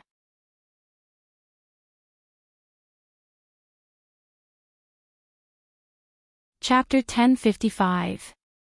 Lee looked at Mississippi Lou, then got up and walked out. Although the situation in the room seemed to be easy to misunderstand, he believed that Rui wouldn't. Rui understood him. When he and Rui were in the Chi Kingdom, when Rui was injured and couldn't fight back, he and Rui shared a room together. He didn't do anything out of line for a few months. Let's not talk about the past, let's talk about the recent events. On the day of the wedding, he was locked out by Rui and the other two. Rui took him in. Both of them were drunk and slept on the same bed. Didn't he not take advantage of her? Third Miss Chen stood in the yard and watched Li Duan and Yongning play. When she saw Li Yi coming over, she asked, "How's the girl?" "She's fine." Li Yi shook his head and said, "She's been through a lot.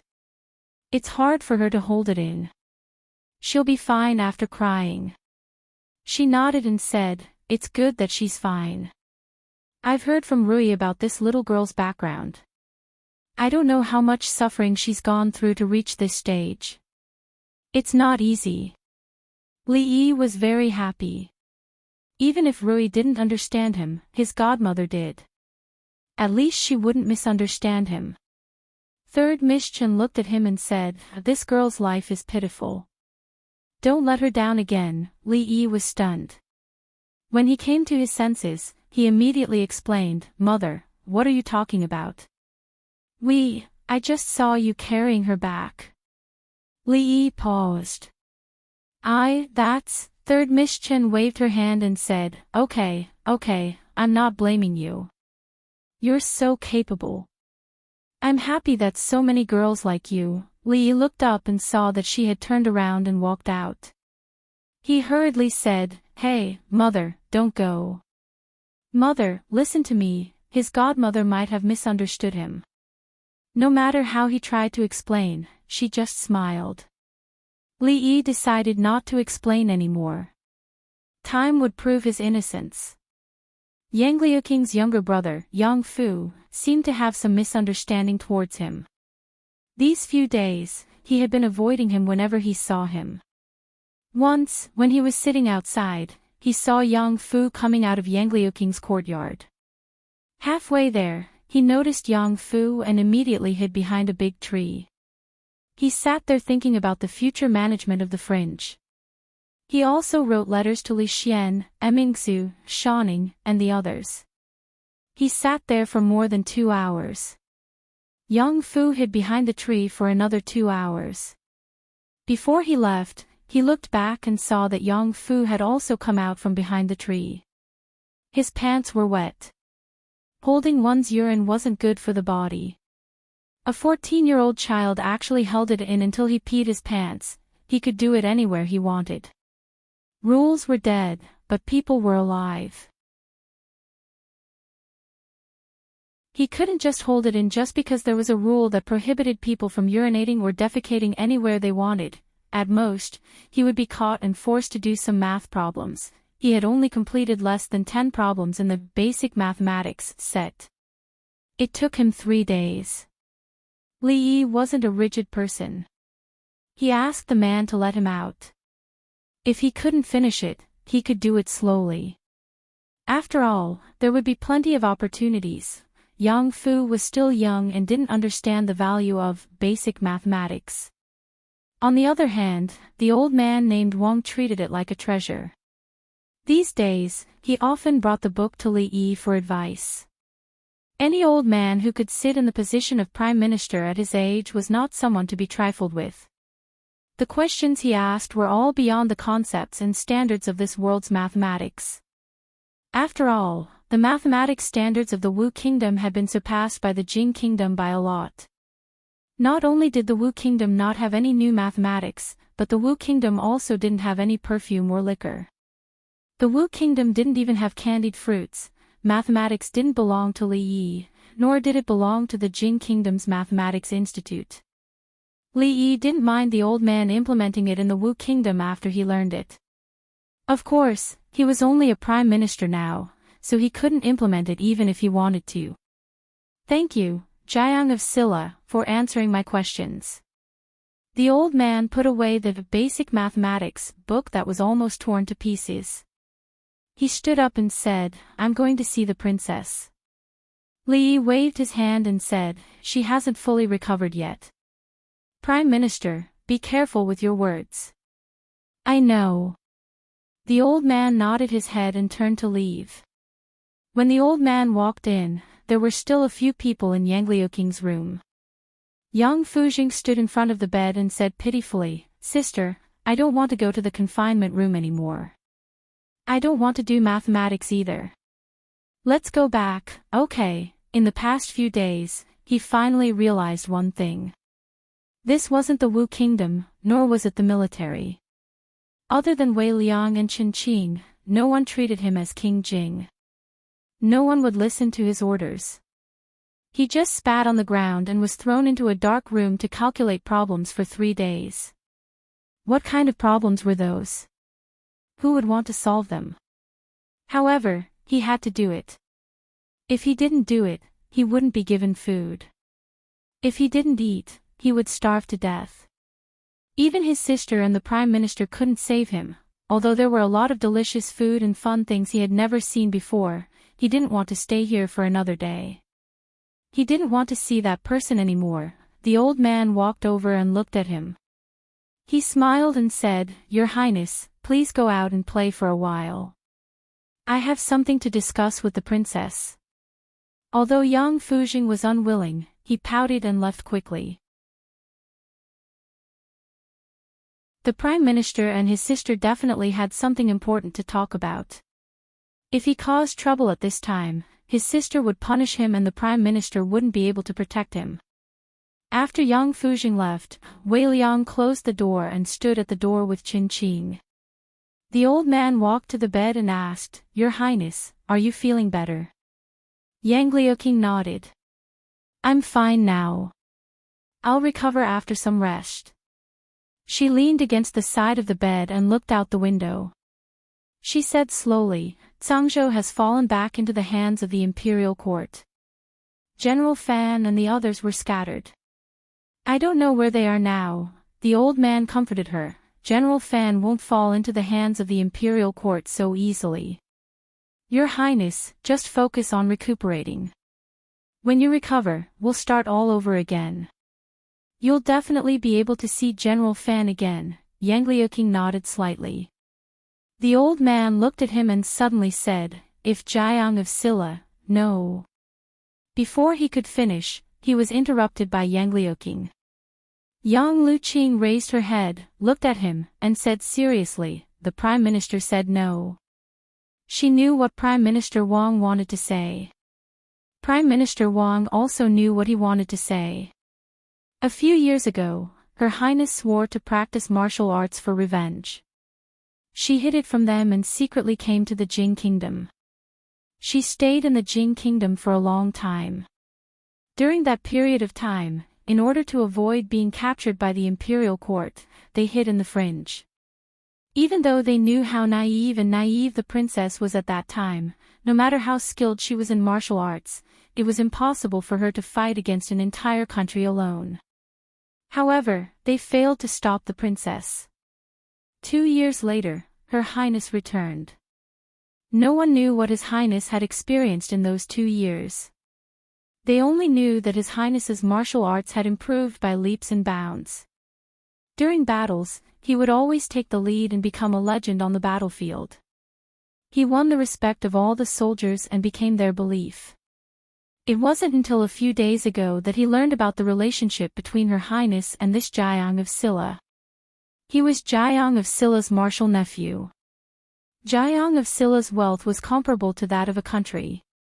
He also possessed the method to create divine punishment. He also had a powerful and mysterious force in his hands. He even unified the vast fringe. In the Wu Kingdom, other than the imperial court, no other force could contend against him. More importantly, he was Jiang of Silla. Jiang of Silla Li, a man who repeatedly created miracles, a man who was good at creating miracles. If there was anyone who could help Her Highness accomplish this, that person was none other than Jiang of Silla. This was practically their last and greatest hope. Your Highness. The old man looked at her and slowly knelt in front of her. His voice was deep. Your Highness. Wei Liang and Chen Qing knelt down in front of her at the same time. Yang Liuqing looked at them with a pained expression. She shook her head and said, 3 years ago, I've let Master and Uncle Master down once. I can't let them down a second time. She turned to the three of them and said seriously, don't ever mention this again.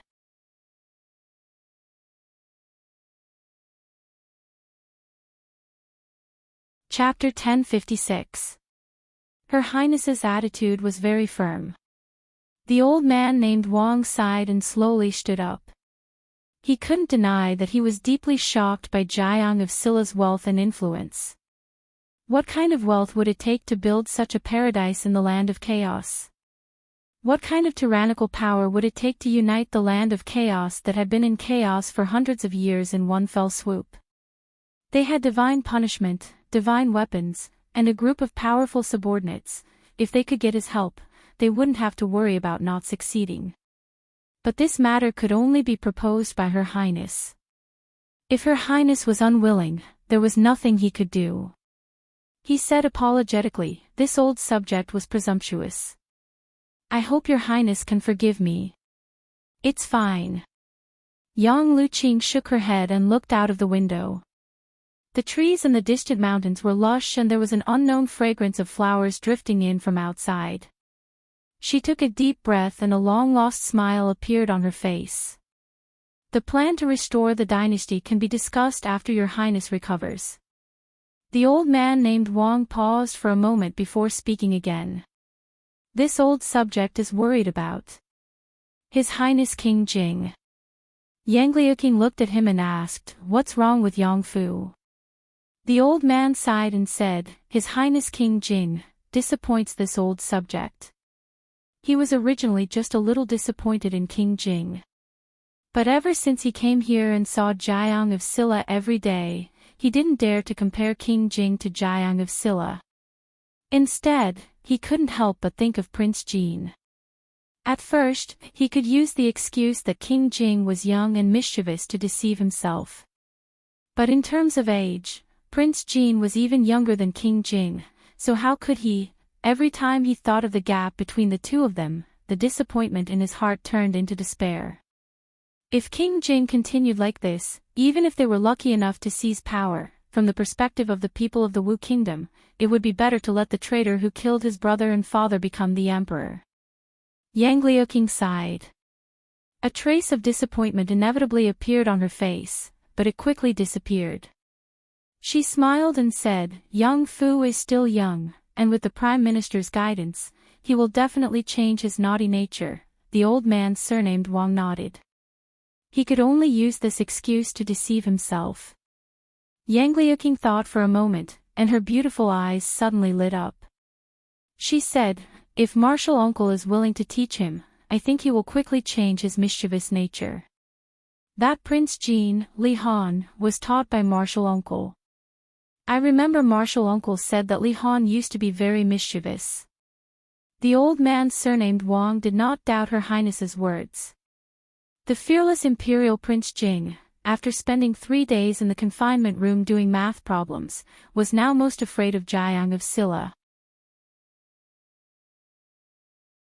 He even took a detour when he saw Jiang of Silla. He, Ning Yuan, would rather hide behind a tree and wet his pants than see Jiang of Silla. If it's Jiang of Silla, perhaps it will be of some use. The old man thought for a moment, then shook his head and said, but His Highness Imperial Prince Jing will definitely be very resistant to this. Moreover, no matter what, His Highness is the son of the former emperor, the legitimate heir of the royal family. His Highness' teacher must also be a famous scholar. If he takes Jiang of Silla as his teacher, I'm afraid there will be many troubles in the future, which will not be beneficial to the great cause. Her Highness Imperial Prince taking a teacher was already unimaginable. The Prince of Wu country, the future emperor, was taking the King of Jing country as his teacher. This was an unjustifiable matter. It was inevitable that people would gossip about it and it would be detrimental to their future plans. Once it was used by someone with ulterior motives, it would become a great obstacle on their path forward. To be able to receive Martial Uncle's guidance is a blessing that he has cultivated for several lifetimes. Yang Liuqing looked out the window and sighed. I'm afraid that Martial Uncle won't be willing. The old man surnamed Wang thought for a moment and said, if he can become the teacher of the future emperor, why wouldn't Jiang of Silla be willing? The emperor of the Jing kingdom is already half his disciple. Most of the princesses and princes of the royal family of the Jing kingdom are also Martial Uncle's disciples. What's the difference if there's one more Yang Fu or one less Yang Fu? Moreover, she withdrew her gaze from the window and murmured, moreover, Martial Uncle is lazy. Zui Mo had been pregnant for several months and could not do strenuous exercise, but she still needed to walk more on weekdays. Li Yi walked with her for a while after dinner, accompanied her to Su Fu Ji's shop to taste a few new pastries, and then sent her back to her room to rest. Wei Liang sat outside with a pair of binoculars in his hand, staring at the street for a long time. If it wasn't for the fact that his other hand was not moving back and forth rhythmically where it shouldn't be placed, Li Yi would definitely think that he was doing something dirty. When Wei Liang put down the binoculars, he found Li Yi standing beside him and said with a face full of amazement, Your Highness Jiang of Silla, if this thing is used on the battlefield, won't you be able to see the movements of the enemy from miles away with your own eyes? Li Yi felt a little sad for the people of the Wu kingdom. Binoculars had long been equipped in the army of the Jing kingdom. As a general guarding the border, Wei Liang's position was not low, but he had not even heard of it, thinking that even the princes of the Wu kingdom would stand on the street and drool over candied fruits. All of this was not surprising. Do you like it? If you do, I'll give it to you. Li Yi was not a stingy person. The cost of this thing was not high. It was made from glass, so how much could it be worth? All the children in the stockade had started to play with glass marbles. For me. Wei Liang was stunned, and his voice trembled as he spoke. Li Yi nodded, for you. Wei Liang's expression was extremely conflicted. After a while, he said with difficulty, No, this is too expensive. I can't accept it. Li Yi waved his hand and did not explain. He walked straight into the prince's mansion. Wei Liang held this magical tool that he named All-Seeing Eyes in his hand. It felt extremely unreal. Did this thing really belong to him now? After a while, he finally accepted reality. His eyes were filled with respect and gratitude as he looked forward, even though that figure had long disappeared. His Highness Jiang of Silla was really a very good person. Zui Mo was resting in the room. Rui and Ruoqing went out. Li Yi strolled around the mansion. When he walked to the door of Yang Liuqing's courtyard, he stopped, turned around, and walked in. She was now able to do a little exercise and was doing some recovery movements in the yard. Yang Fu was also in the yard, squatting at the door of the room to play with the crickets. When he saw Li Yi come in, his whole body shivered. He looked at his sister in the yard and was relieved. Uncle Master. Li Yi waved at Yang Liuqing, indicating that she did not need to be polite. Old man Wang was also in the yard. He seemed to be talking to Yang Liuqing about something. When he saw Li Yi come in, he nodded slightly, but did not say anything. Li Yi looked at her and said, I came to say that the weather is getting cold now. In a few days, we will go back to Shuzhou. You should get ready and go back together. Yang Liuqing nodded gently and said, well, I know. That's all. Li Yi glanced at Yang Fu at the door and said, I'm leaving. Uncle Master. When he walked to the door, a voice suddenly sounded in his ear. Li Yi could hear that Yang Liuqing's voice was a little hesitant. He turned to look at her and asked, is there anything else? There was a hint of hesitation on Yang Liuqing's face. She bit her lip gently, then looked up at Li Yi and said, I have a presumptuous request. Li Yi asked doubtfully, what presumptuous request? Li Yi looked at her and found that her face was a little red. She spoke hesitantly as if she wanted to say something extremely embarrassing. He suddenly froze in place and thought to himself, it can't be, he was her Uncle Master. There was a gap in seniority between them. Rui would spank his butt until it was swollen. Uncle Master, what do you think of Yang Fu? Li Yi looked at Yang Liuqing and was stunned for a moment. Then he came back to his senses and said, he's okay, compared to Prince Jin, Li Han. Compared to Li Han, this was a bit of a blow.